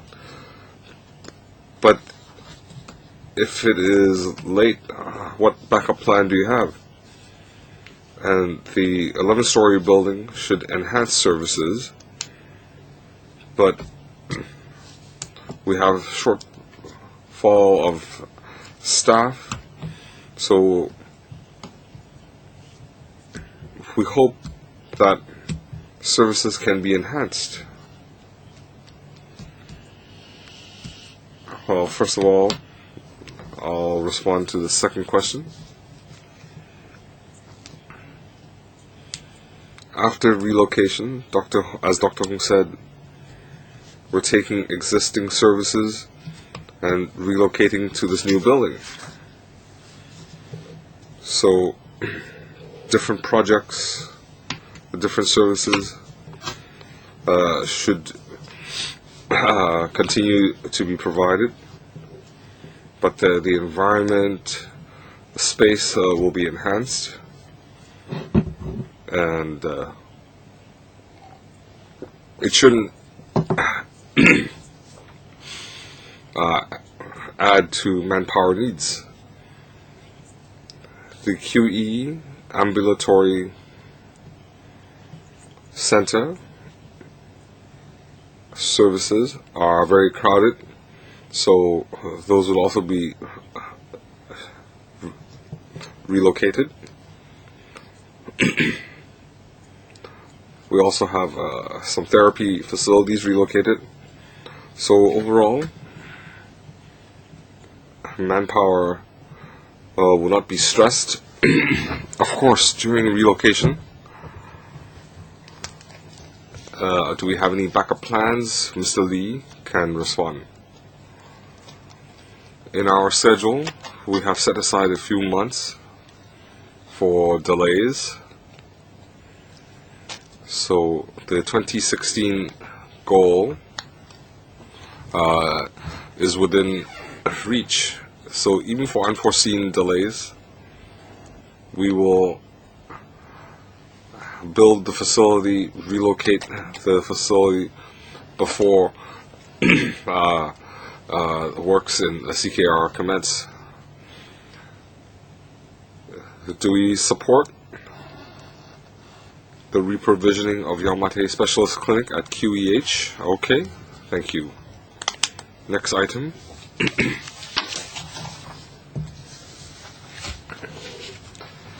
Electronic health record.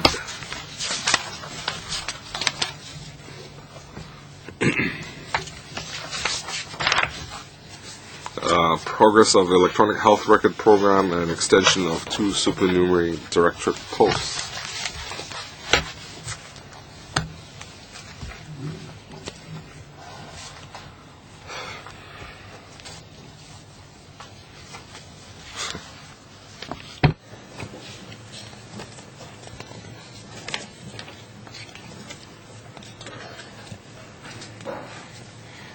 OK， 咁係局長定係秘書長介紹政府文件啊？ Chairman, in the 2008 consultation, there was a support for electronic health record program. This will be an important milestone where health data by authorized healthcare providers in the public and private sector can share essential data. The Food Hygiene Department in July 2009 received funding from Finance Committee for the first phase of EHR program, and they also approved the creation of 1 supernumerary post, administrative officer staff grade B, and 1 supernumerary administrative officer staff grade C post for 4 years up to 2013. So in 2011, the government launched a 2-month public consultation on legal, privacy, and security framework for EHR sharing. On 11th of June 2012, we briefed members of this panel on the outcome of public consultation. We also pledged to meet LegCo on a regular basis. The progress is very smooth. Well, we aim to set up the EHR sharing platform by the end of 2014. As for the EHR bill, we expect to have it introduced into LegCo by 2014, and if the bill is passed, we anticipate that the record sharing system will commence in 2014, and as this is the key period before the bill is introduced, we would like to seek for an extension of the 2 supernumerary posts until the commencement of the system. So, Chairman, if you allow me to do so, I will invite Ms. Ida Lee, Deputy Head of eHealth Record Office of FHB, to brief members on the key points of the electronic health record program.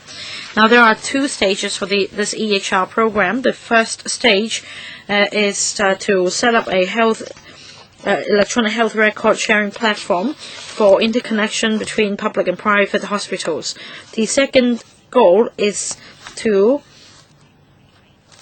ensure the sharing platform's availability for private healthcare providers and practitioners' use. The third goal is that we will prepare the HR legislation to protect data privacy and system security. Now, about the progress of the program, I will brief members on the preparatory work and our good progress.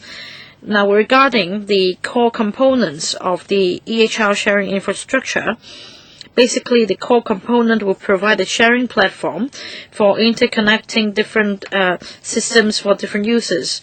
And this is on schedule. At the same time, we also need to standardize the terminology and refine the interface component.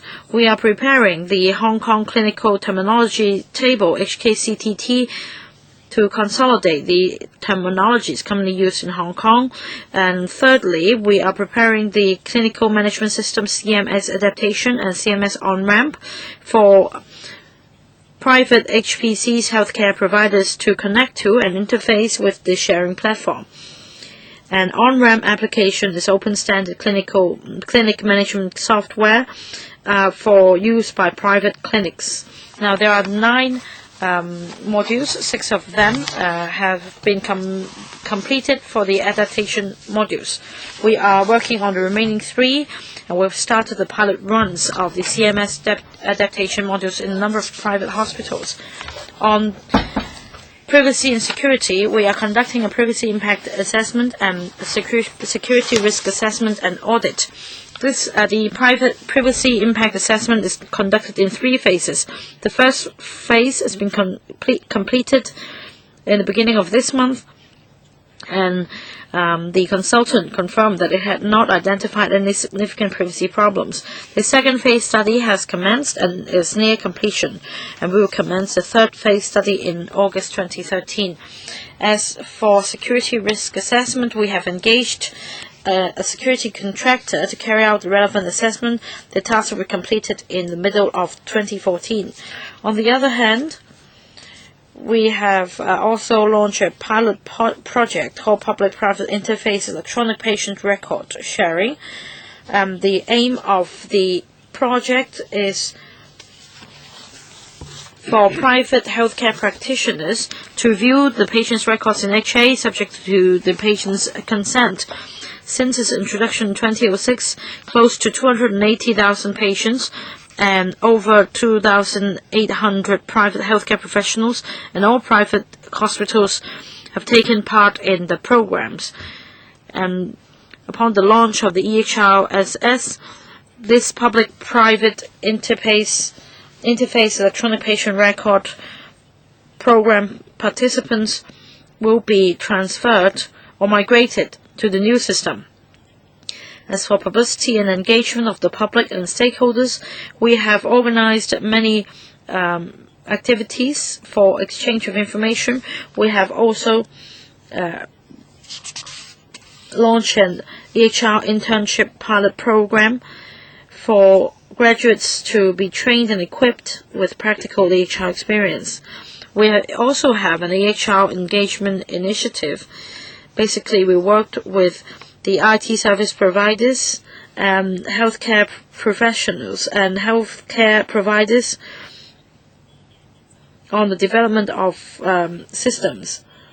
And we are also going to enable private IT vendors to provide implementation service to help private clinics deploy CMS on-ramp. Next, I'd like to brief members on the progress of the drafting of the EHR legislation. Now, there are several areas of the bill. First, on definition of key terms. Common terminologies will be defined in the bill, including healthcare professionals, which will include all 13 statutorily registered healthcare professions. Then healthcare providers, HCP, will also be defined, which will cover hospitals, clinics, nursing homes, maternity homes, residential care homes for the elderly, HA, Department of Health, so on and so forth. And there will be provisions to enable the Secretary for Food and Health to appoint a public officer to be the EHR Commissioner. And the EHR Commissioner will be responsible for the management, operation, and future development of the EHR sharing system. And there will also be provisions on registration. Some major principles include the requirement for participants to demonstrate their valid identities, and they must also have given their express consent to join the HRSS.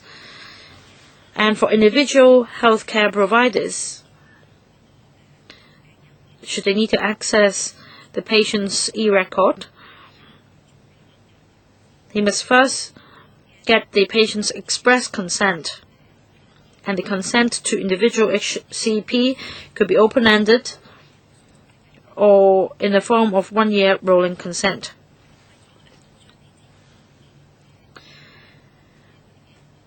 And to protect the electronic health records, we are going to empower the EHR Commissioner to set out guidelines or code of practices, and in case of breaches, the Commissioner will be empowered to make investigations.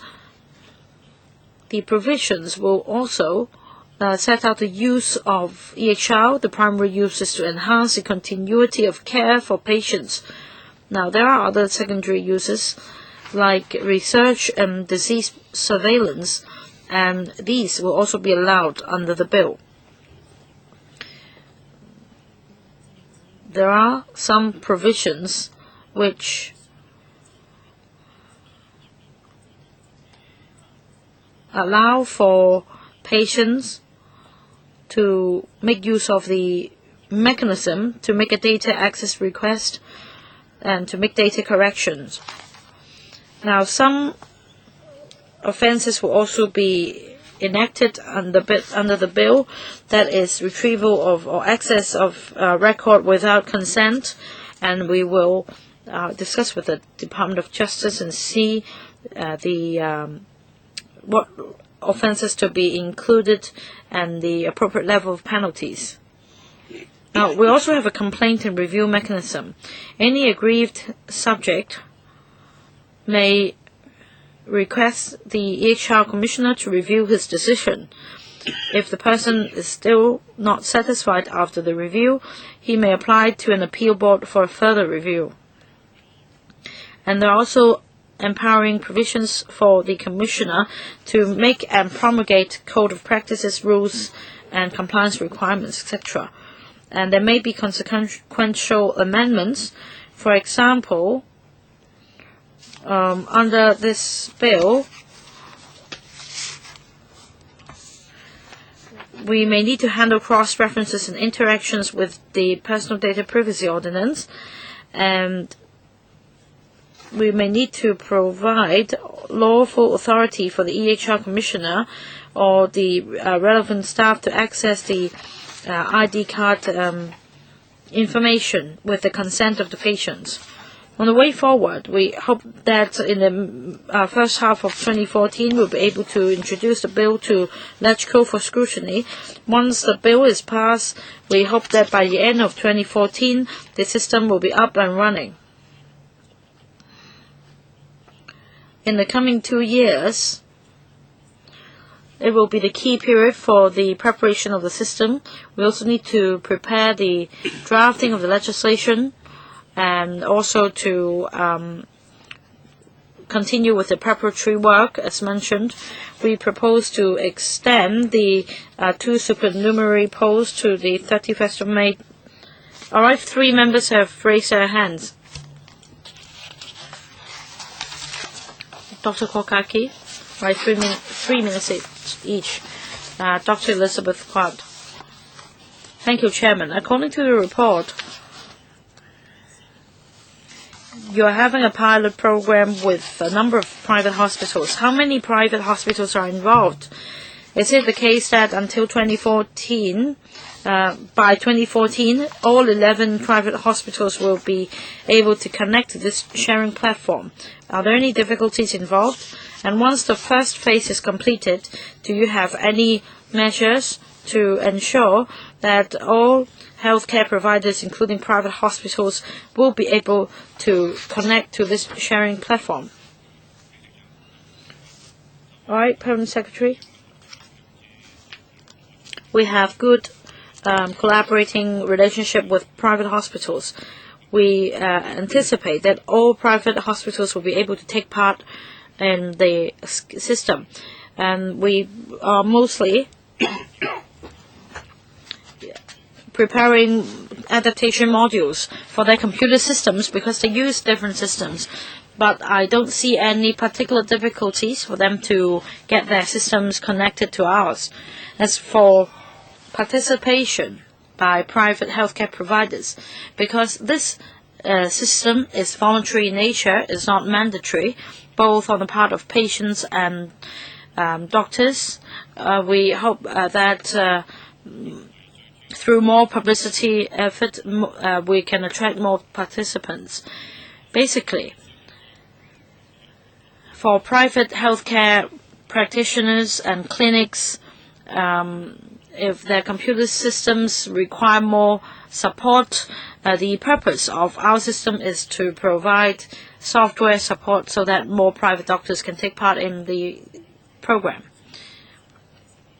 Yes, of course, we hope that in the future, all private doctors can make use of this platform.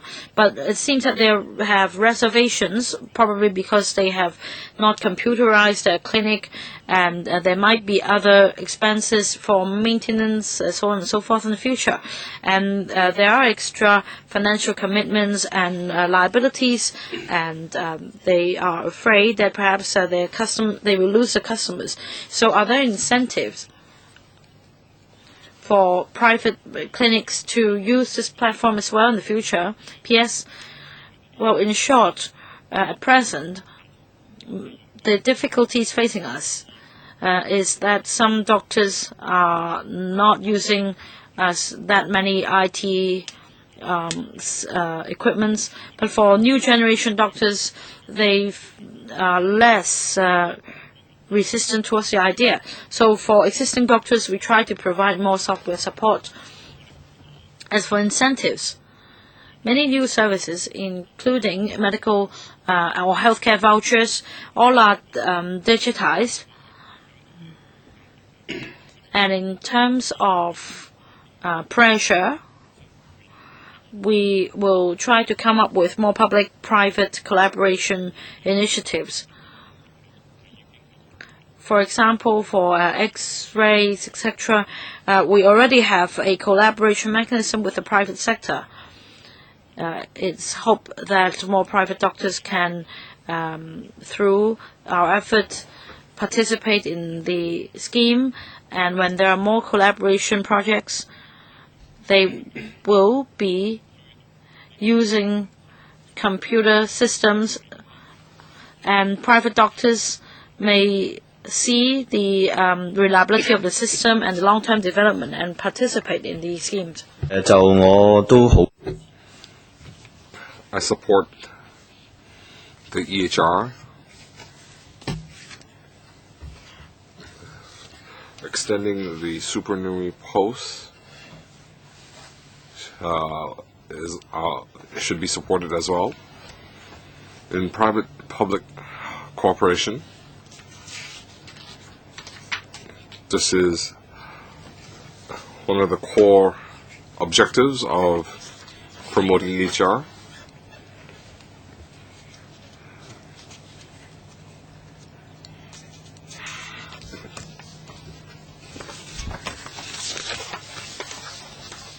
The Secretary also talked about the preparatory work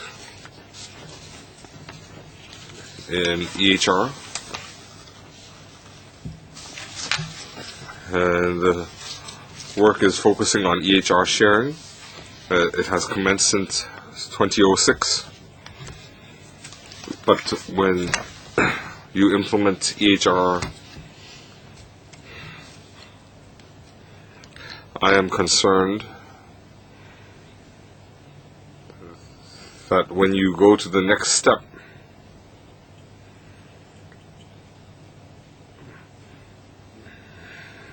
how will it be implemented?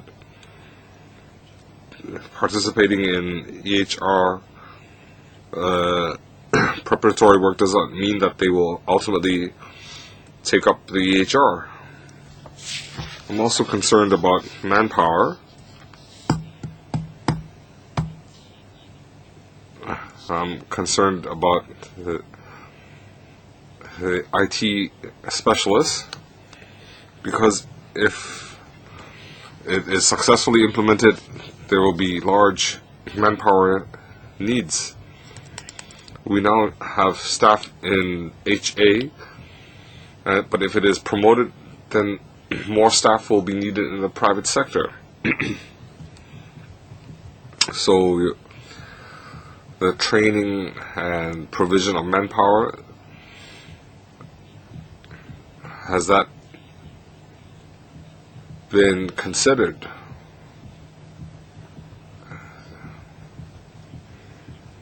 Chairman, Mr. Mok is correct. In 2006, the HA has done a lot of private-public cooperation. The current system is unilateral. They can only view HA information, but in the future it will be there can be bilateral data exchange. So patients can use these electronic platforms, and it will enhance patient therapy. It will be a bilateral approach. And we want to help private doctors and private hospitals. We will assist them and provide training. We won't wait till the day when it commences before we start work. We will do a lot of testing before it's implemented. The second question is about manpower. Mr. Mok is correct. We are in the development phase. When it is implemented successfully, we need operational staff or maintenance management staff. So manpower needs will change. And we have conducted a lot of training. The HAIT team and technical consultant are using a lot of market available software and modules, and the private sector is familiarizing with the EHR. So, Dr. Chow, can you add? I think the question is about health IT manpower. I think it's certainly something that in Hong Kong today, to date, it's largely been in the hospital authority, the largest source of health IT manpower. And to be honest, a lot of our staff, they're learning a lot about health IT as they work in the hospital authority. So, in fact, you can say that, even with the healthy turnover, then these staff could then be free to pursue opportunities in the private sector, and then we will continue to train new people coming in. So I think that's a healthy situation. But I think in any case, we are targeting specifically training people in health IT, at the helping with graduate and undergraduate programs as well in the various universities in Hong Kong. We're also working with those sorts of stakeholders to try and build up a larger health IT workforce. OK，下一位議員係黃。Ms. Wong, pick one. The Democratic Party supports the EHR development, but I have some questions.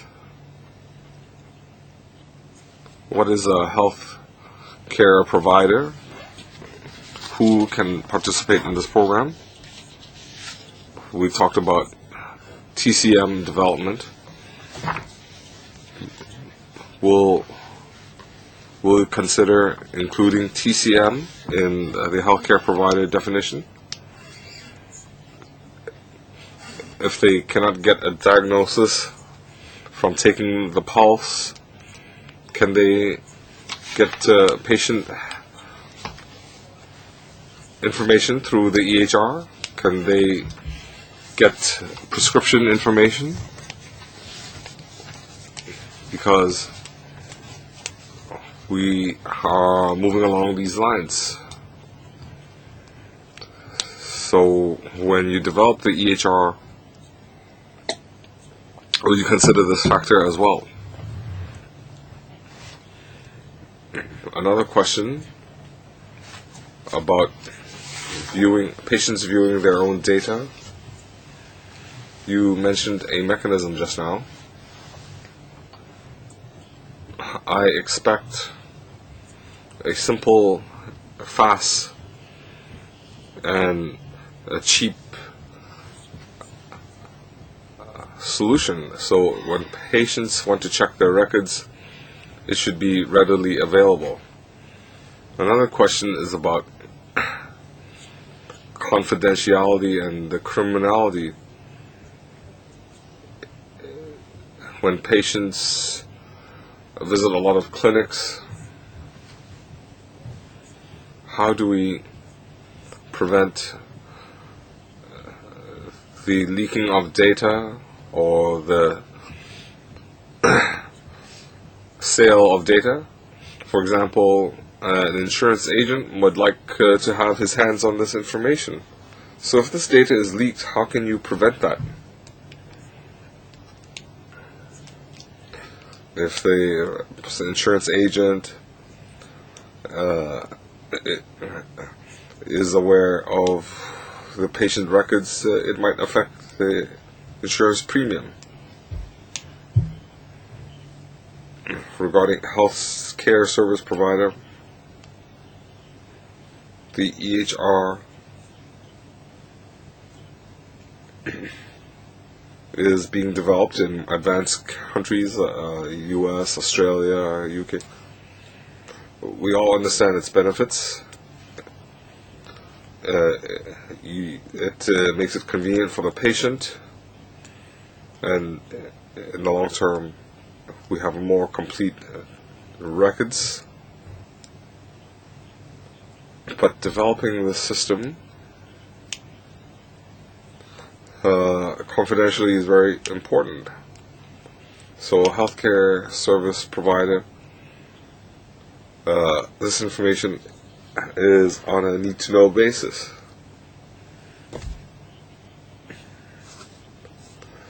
And they will only look at the relevant parts. They cannot view all the information that is unrelated to their work. So the legislation will have to be very clear on who can view what information. Regarding TCM, we understand in the future we want to include TCM, but that is a technical problem. Their information is input in Chinese. And how many TCM practitioners are using IT? So we do want to have some incentives for especially new graduates who want to use IT. So it also depends on the TCM practitioner's familiarity with IT. Regarding patients reviewing information, we're being very cautious. It's a closed system. We won't allow you to search the information through the internet. So we have to bear in mind stability and security issues. So they won't be able to access it through the internet initially. But when necessary, they can review their records. Even if there is a fee, it won't be expensive, because this is not a complex. This is not a complex procedure. And third, on security leaks, it's a closed system. There are smaller chances of being hacked, and we also have a need-to-know principle. That is, it has to be for reasonable use. And we are also considering a criminal sanction if there is unreasonable viewing or leaking of data. There will be criminal sanctions. So that should have extra deterrent. We'll also have a commissioner who will enforce compliance,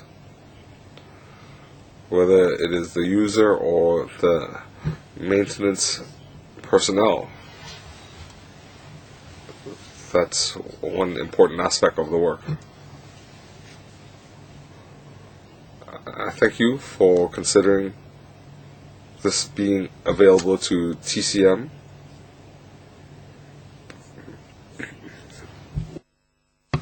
But if you can't receive Chinese input, then TCM using this will encounter a large obstacle. So you need to resolve the Chinese input problem. Kokake. This is worthy of our support. The supernumerary posts are extended to May 2015. So has the important work been completed? In the next phase, we will need so many officials, and this system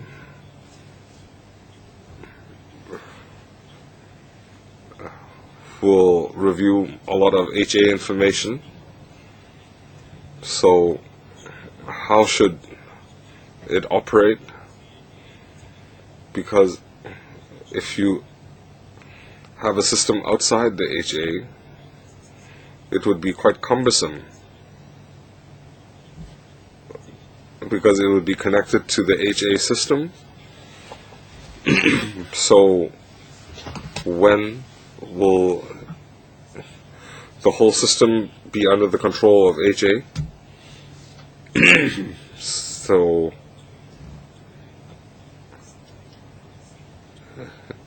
the actual operations will be conducted in HA. So what's the progress?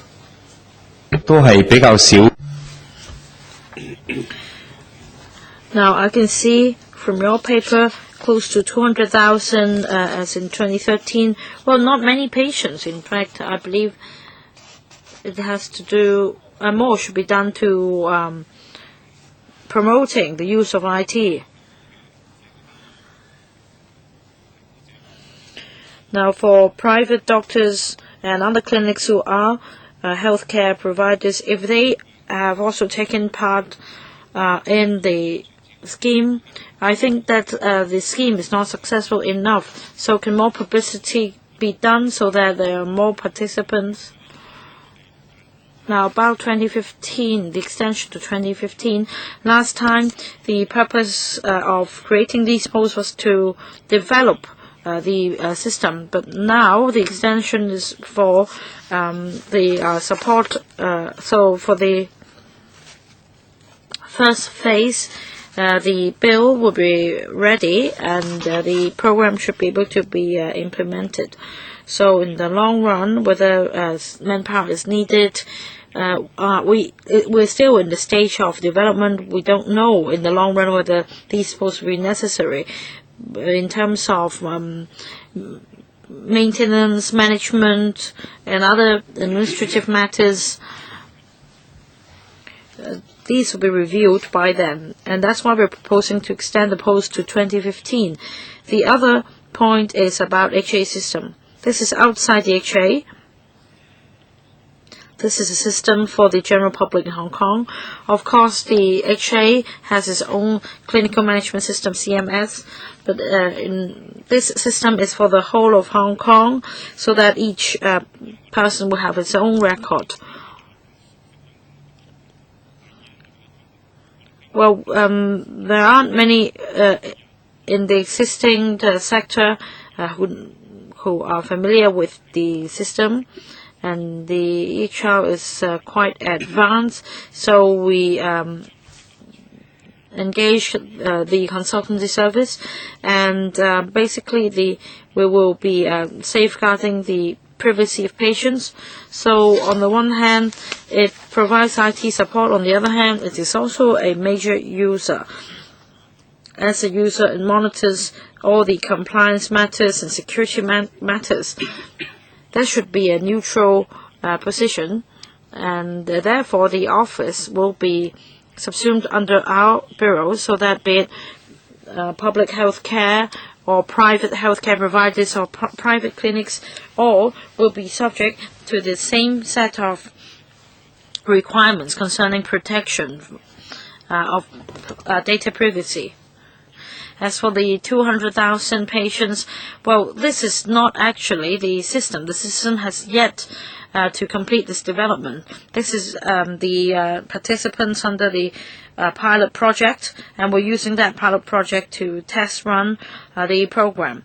As for the number of participants, I'm very confident that we will have sufficient participants in the future. Most users will be frequent users of the system, and that includes HA patients, because they may need to follow up by HA doctors. So basically all HA patients will become users of the system, and the number could be more than 1 million. So, and also we will put RCHEs and elderly people first as the major users, because they may not be familiar with their health conditions, so the system will be very useful for them. This is the second target group. The third target group is newborn babies. We hope that they will join the system once they're born, so that there will be a holistic view of their health records. So the participation rate, according to these three target groups, will be quite high. And we will be targeting these three groups. And once we instill confidence in these target groups, other participants will also join the system. Next, Dr. Elizabeth Quart. I'd like to ask about the IT sector and the healthcare sector and their participation in this program in the future. I heard that some in the sector originally held high hopes for this system, so that the electronic health record system in Hong Kong can be developed, but in the end, they were unable to commercialize the EHR products and tap other markets. So will you allow more participation by the IT sector, so that in the future their sector can also develop as a result? P.S. This is also one of our goals, but the primary goal is to enhance the continuum of care for patients. At the same time, we also want to promote the development of healthcare IT in Hong Kong. Other jurisdictions are developing their own systems, but what's unique in Hong Kong is that we already have system for the public healthcare sector. It's maintained by the HA, so we are more at a more advantaged position. But as far as the long-term maintenance is concerned, we'd like to rely on the expertise of the IT staff under HA so that they can use their knowledge when developing this system. But private IT sector will also be engaged during the development. When more private doctors and hospitals take part in it, there will be more opportunities in the market. I'll see if Ms. Lee or Dr. Zhang would like to supplement. Anything to add? English? Yeah. So I think it's a key point is that what we're building today is a strong base, an infrastructure of e-health record sharing, and the attention certainly is upon this strong base. We hope that there will be further developments. Some of them may be coming from the private sector, from industry. So what we're explicitly actually taking a modular approach in some of how we're building this stuff, so that new modules that the private sector has good ideas that they can plug those in. So that's certainly the intention of and part of the design is to allow further developments, not necessarily by the government, but by private industry if they have some good ideas as well. Chairman, well, apart from what Dr. Zhang said just now, they can make use of modules for further developments. This is quite a good idea. Will you consider when the whole EHR system matures, the system can be outsourced to the private sector so that other hospitals in the mainland or other markets will also be covered? Well, we have different directions. We also want to license the system so that it becomes an open system once the modules are developed, so that new products can come by under the system. With the participation of more private doctors and private hospitals, they will be more reliant on IT products. That's future direction. Okay. All right, if there are no other questions, I ask members whether you support the proposals by the administration to extend the 2 supernumerary posts. No problem? Okay. All right, next item on the agenda. So much for this item. Next item, I think we have enough time. Accident and emergency services for public hospitals. Paper provided by the administration and the electrical brief have been forwarded to members.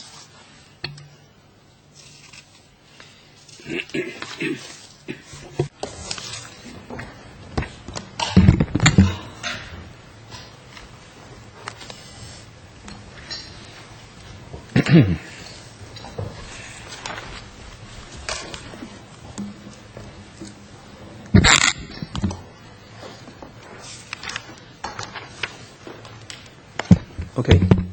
好，可以啦嘛。好，唔該晒。All right, ready? Thank you. Would the administration please take us through the paper? This item is about the accident and emergency services for public hospitals. This is on the request of Mr. Chen Han-pang. And we're here to brief members on the provision of A&E services of public hospitals, and in particular during the measures taken during the winter surge period to meet the service demand. We have A&E services at 16 public hospitals under HA, and for critically ill or injured persons who require urgent medical attention, we have the triage system, which classifies patients attending the A&E departments into 5 categories, namely critical, emergency, urgent, semi-urgent, and non-urgent. For categories like critical and emergency and urgent, the HA has set performance pledges on the waiting time for their treatment. And between 2011-12, A&E departments under HA were able to fully meet the performance pledges. This shows the majority of patients with pressing medical needs received timely medical treatment. For Hong Kong, there are usually 2 influenza peak seasons, one occurring between January and March, the other between July and August. And during the peak seasons every year, the number of patients seeking services increased. For example, in February and March 2012, the average daily attendance reached over 6,500 cases, which was 12% higher than the normal daily average of 5,800 cases. And during the Chinese New Year holiday, because most of the private clinics were closed, there was a high demand for A&E services, then that might attract particular public attention. And for the 4-day public holiday this year, during Chinese New Year, the total attendance to A&E departments was 22,878, representing a daily average of 5,720, or 3% higher than the same period last year. We have included the figures in Annex 1, and to cope with the winter demand during winter surge, the HA has set up a task force of winter surge since May 2011, which developed plans to cope with and the strategies to cope with the surge, and all the relevant measures are set out in the paper. And about the demand for A&E services during the influenza season, we have also implemented a number of measures, including a pilot scheme since February 2013, and to offer incentives for more staff to work during that time. And we also have extra financial incentives and also additional promotion mechanism, and appointment of part-time doctors, and the recruitment of local and non-local doctors. And we also offer short-term employment to retain staff and improve work environments, working conditions, and strengthen support, clerical support. And we also step up publicity and to call on the public not to use the A&E services under non-emergency situations. And with the above measures, the HA has strengthened the manpower and enhanced services in A&E departments. Of course, there is always room for improvement, and HA will continue to monitor closely the service demand in A&E departments, particularly during the surge period, and the effectiveness of the measures mentioned, because some have just been launched, and we would like to further improve A&E services. Thank you, Chairman. We have 4 members who have raised their hands. All right, so all 4 of you, 3 minutes first, because you might go beyond 3 minutes. Dr. Joseph Lee. Thank you, Chairman. We have been talking about this issue for many years. The administration, as always, has said that they have increased manpower, so on and so forth. Now, something's missing in the paper, and that's the waiting time. Now, 2 aspects. One is waiting time for non-urgent cases. They need to wait for many hours. Now, in the past, there was this initiative. These patients were provided with a list of doctors so that they could go and consult those doctors. Now, sometimes some Category 5 patients might be suffering from fever, and nothing is mentioned in the paper about how these patients will be handled. And some patients are waiting for hospital admission, and I understand that A&E doctors sometimes do not have the authority to decide whether the patient should be hospitalized. You need to wait for the clinical department upstairs to decide whether the patient should be admitted or not, and the patients need to wait for a long time and they're not happy about it. And there are actually observation wards for patients to wait there, and there is nothing mentioned in the paper. And the other point is about the observation ward. For example, for the New Territories East cluster, there are beds and patients jam-packed in the observation ward and the A&E department. I hope that these problems can be resolved.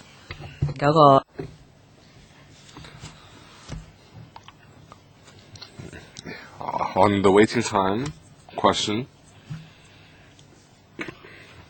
let me supplement with some information. For semi-urgent, non-urgent, so 60% are semi-urgent, non-urgent patients. And overall waiting time for semi-urgent is 76 minutes, and for non-urgent is 103 minutes.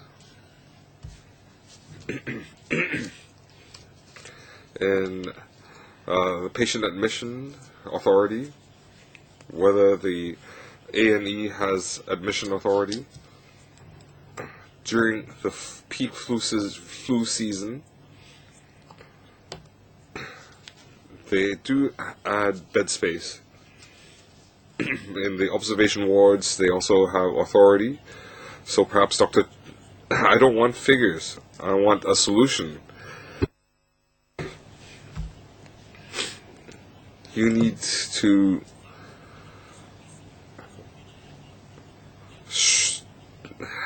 to provide options for category 4 and 5. You can't have people stacked up in the A&E ward.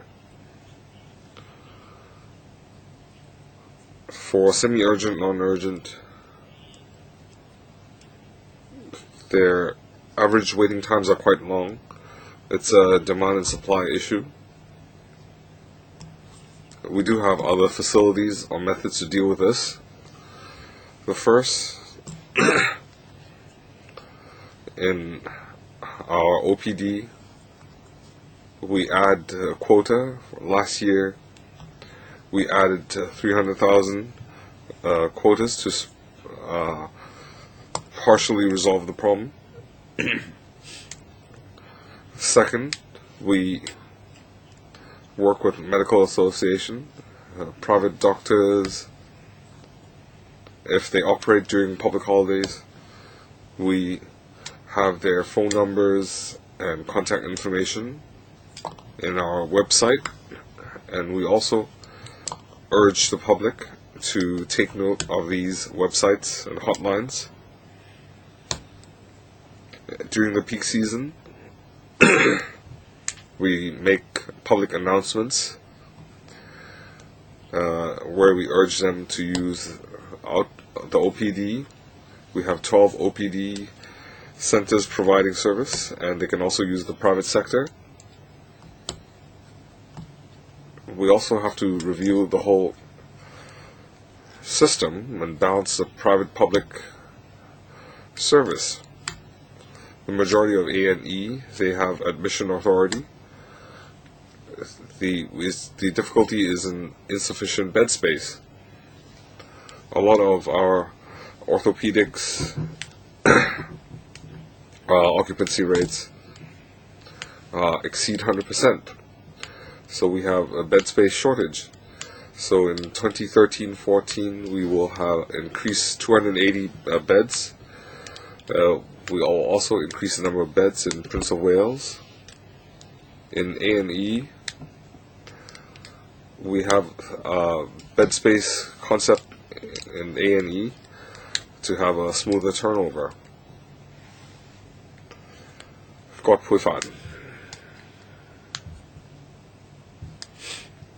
I'd like to focus on Prince of Wales. We receive a lot of complaints regarding Prince of Wales A&E, and recently the situation has exacerbated. And we have elderly, and they are triaged as semi-urgent, and while they wait they vomit. The situation deteriorates, and the Officials will say it's an individual case, but I have received a case. A patient was dizzy and vomiting, and they were vomiting. The nurse said that you might be suffering from a stroke. They waited for 7 hours before the doctor arrived. It's not an individual case. It occurs repeatedly. So the question is, we have doctors leaving the system. You said semi-urgent waiting time is 76 minutes, non-urgent is 103 minutes. How do you calculate these figures, and do you have a service pledge?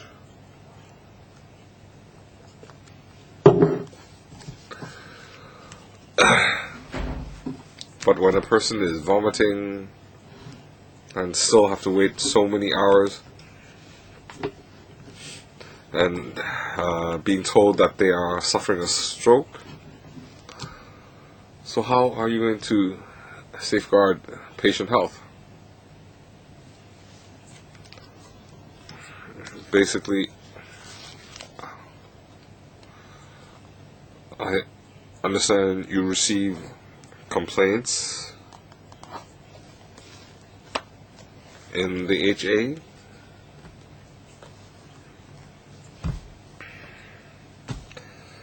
For semi-urgent and non-urgent, the waiting times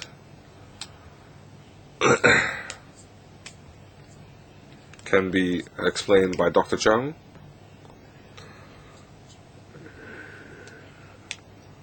For critical, emergency, and urgent, we have a performance pledge.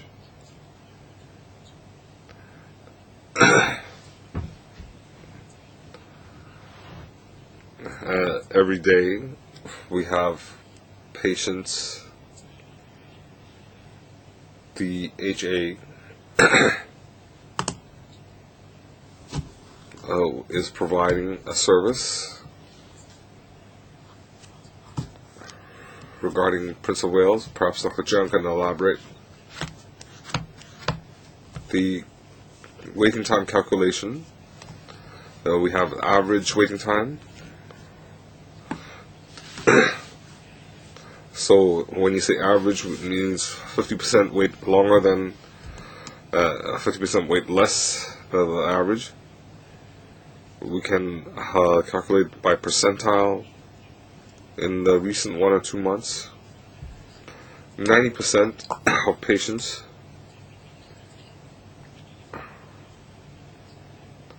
we have it's 3 or 4 hours. I think there should also be cases where people have to wait 7 or 8 hours. If there are traffic accidents that day, they might have to wait longer. So the public needs to understand we have staff constraints. We have a triage system. If there is any change in the patient, if necessary, they can adjust the waiting time. Prince of Wales is a special situation. They have a manpower shortage. So in the coming months, with the help of other clusters, they have deployed staff to Prince of Wales. So we hope to resolve this by July, because we'll have new graduates in July. So between March and July, we have sought the help from different clusters.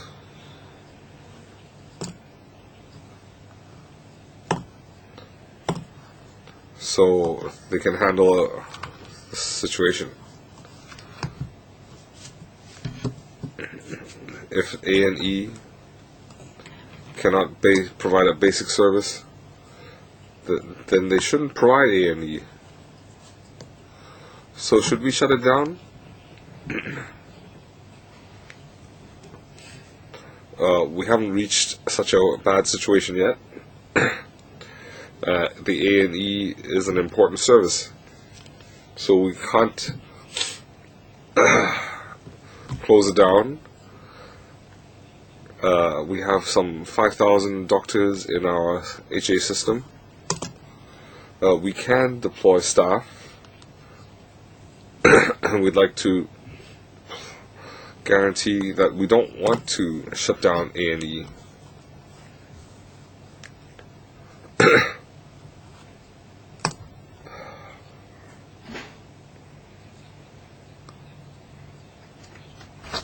I'm concerned about A&E. We received a lot of complaints, and we now have more and more media reports. Just now the administration referred to semi-urgent, non-urgent waiting times. It doesn't mean that they're trivial. For semi-urgent, non-urgent, it might not be life-threatening, but in fact they need medical treatment. If they need to wait 12 hours, 6 hours, it's inhumane. I have some questions. After February, 15 doctors and 280 nurses were recruited. But how many hours were added? How many hours they spend at work? These are temporary workers. Where are they deployed? Will they be deployed all in Prince of Wales? And you also recruited 28 retired doctors. So what are their consultation hours? It seems that the issue is not resolved.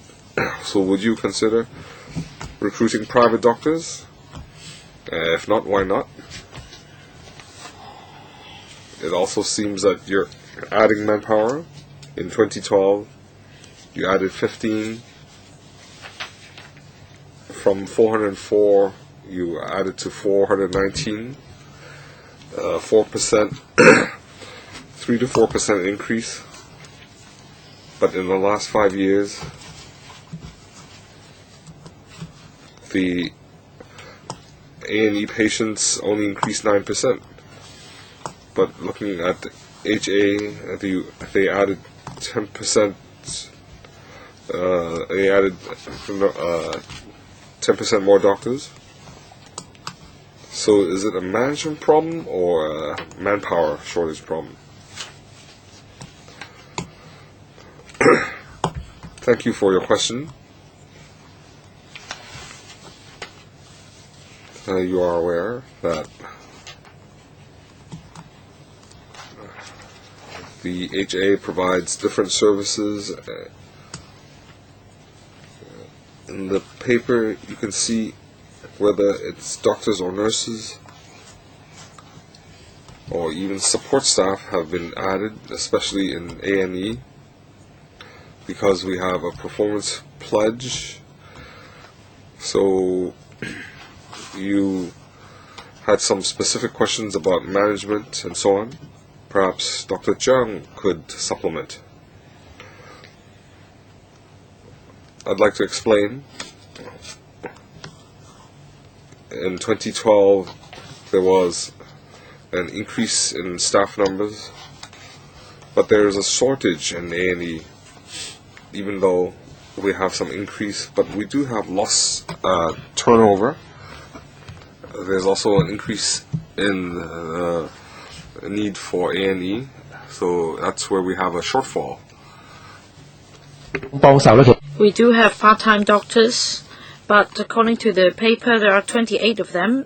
In fact, they include our own retired HA doctors as well as private doctors who have come to help. So we welcome private doctors who come to help as part-time doctors. Now, the other program rolled out in February and set out in the paper, we have implemented a pilot scheme to recruit HA doctors who helped in A&E unit to see semi-urgent or non-urgent patients, and these doctors use their own time have joined to relieve the workload, and we're going to extend this scheme to cover 4 more A&E departments. We have started in February 4 A&E departments, and we are going to extend it to another 4.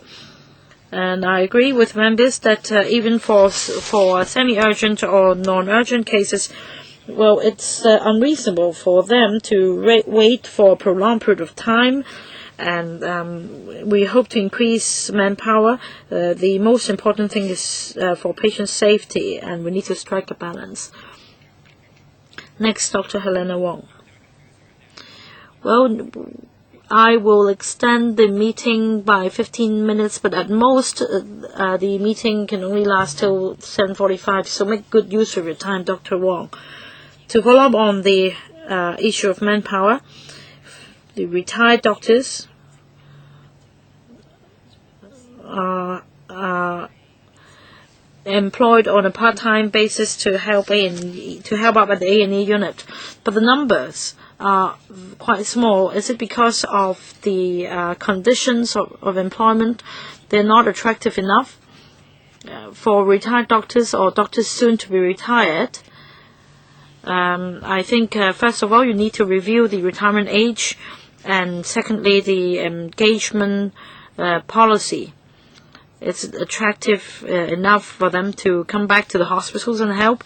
The other point I want to ask is about Annex 3 or Annex 2. According to the figures listed, or according to the figures in your paper, I can see that for the waiting time for A&E department across different districts and different specialties, there are variations. For example, for waiting time in 2011 for Hong Kong East Cluster is 52 minutes. For Kowloon East is 84 minutes. Now for non-urgent, I was talking about semi-urgent cases. For non-urgent, for 2011, the time was 60 minutes for Kowloon East, for Hong Kong East, and for Kowloon East, over 100 minutes. That's more than double. Why is there such a difference? In Annex 3, for the waiting time for newly appointed cases, gynecology, for Hong Kong East, 146 weeks. Surgery, 130 weeks. And for East, Nose and Throat, the same case. For Kowloon East, Kowloon West, for orthopedics, over 100 weeks. If it's 100 days, I think it's all right. But it's 100 weeks. So it's more than 2 years before the new specialist case can be accepted. And the situation is particularly serious for Kowloon East. Can you account for the difference between different clusters, be it existing cases or new cases?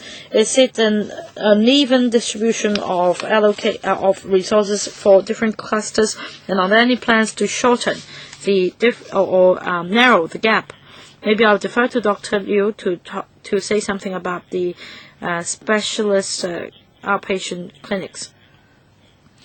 The HA in recent years has understood that the waiting time is one of the major service indicators, and they have stepped up monitoring in the monitoring of specialist outpatient clinics and the waiting time. Now, hospital clusters it's not the same as the demarcation of districts. Hong Kong's population is quite mobile. Sometimes after people have moved, they still go back to the old hospital. So it's difficult to say whether it has to do with distribution of resources. We basically focus on the waiting time, and we hope that different clusters can transfer cases and how we can facilitate support for cross-cluster cases. Our target is that through distribution of resources for clusters with longer waiting time, more support can be given. At the same time, we will also review whether efficiency of hospitals has any role to play in the waiting time, and we will continue to make these issues as transparent as possible. Yes, Dr. Zhang? About retirement and part-time package, remuneration. First, remuneration for part-time doctors. We just conducted a review last year. Basically, we standardized for different specialties the remuneration to be offered to part-time doctors. Some medical staff are retirees, and some part-time doctors are coming from the private sector. We thank them for their help because it's not money that matters most. I believe for retired doctors, if they go in the private sector, they may receive a higher level of remuneration. So we thank them, and we also conduct regular reviews to see how the remuneration package can be more attractive to them. Okay, we still have Dr. Kwok Ka-Ki. Your turn. Thank you, Chairman. I think that we have heard recent cases of problems at A&E unit, but these problems are not new. Much of the pressure comes from the so-called Category 4 and Category 5 patients under the triage system of the HA. Many patients under these two categories are unable to receive timely treatment. And this is why many patients of HA are resentful about the A&E service. As for doctors and nurses at A&E departments, the arrangement is not good. Now, I recall that next to the A&E department, I still recall that there was a clinic. It's closed down already.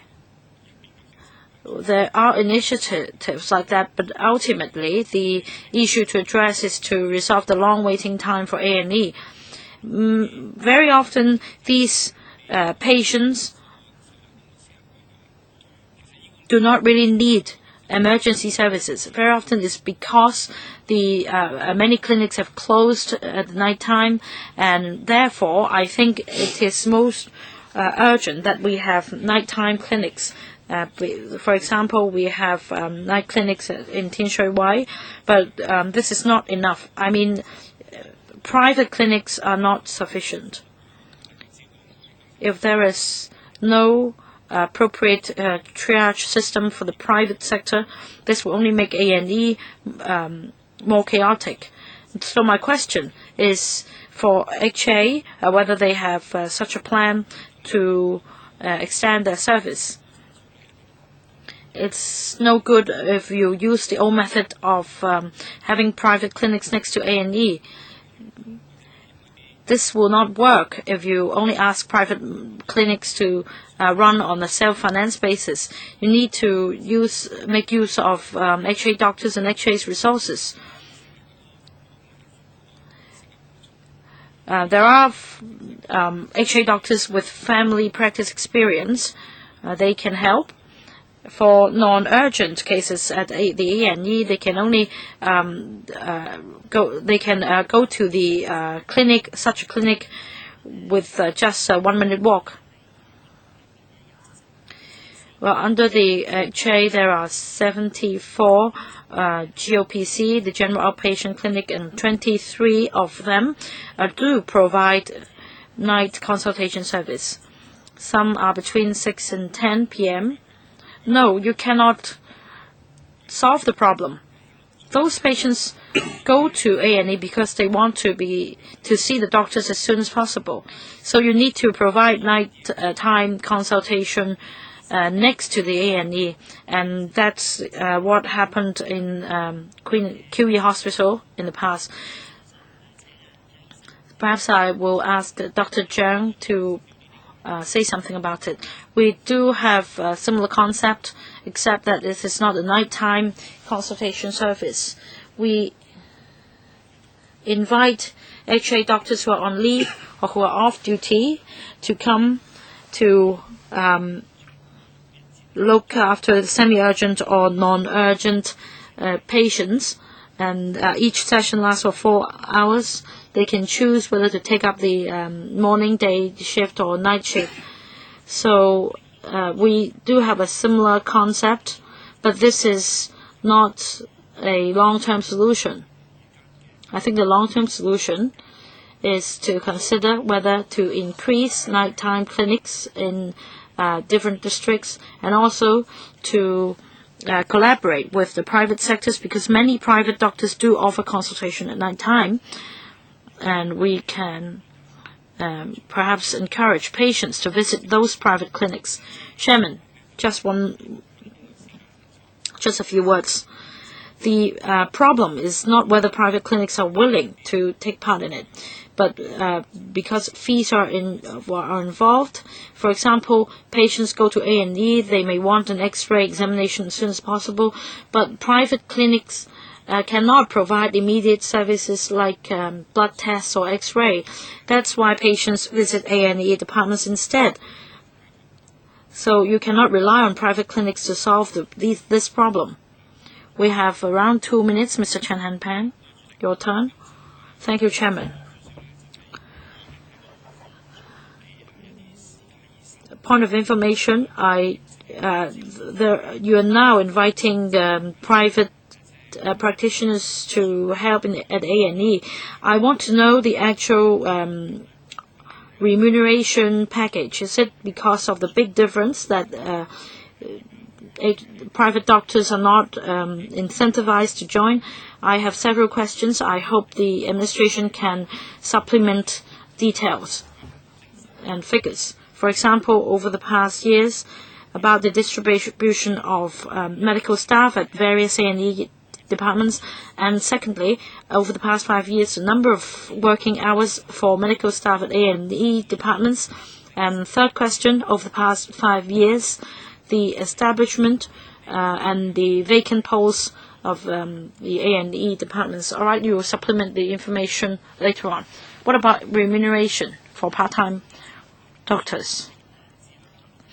Well, basically, we look at the qualifications and the years of experience, and whether he is a specialist doctor, and because basically they will attend to semi-urgent and non-urgent cases, and having adjusted the years of experience is basically 70% of the remuneration for A&E doctors, because they do not need to take up overnight shift. Oh, because they don't need to work overnight, they get 70% of the remuneration for full-time doctors. Well, time is up. Are you asking them to provide a written reply? Can I ask for written reply as well? I want to ask about this.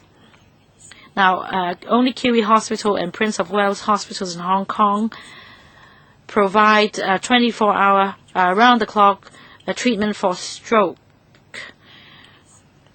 For other hospitals, they do not have resident neurological doctors to receive these cases. Will you consider enhancing the service? And for different districts, the A&E services provided are different. For Wong Tai Sin, for example, there is a huge elderly population, but there is no A&E service for among these three hospitals. Please provide a written reply. And we're now at 7:45, so thank you. We will begin. We'll start again next time.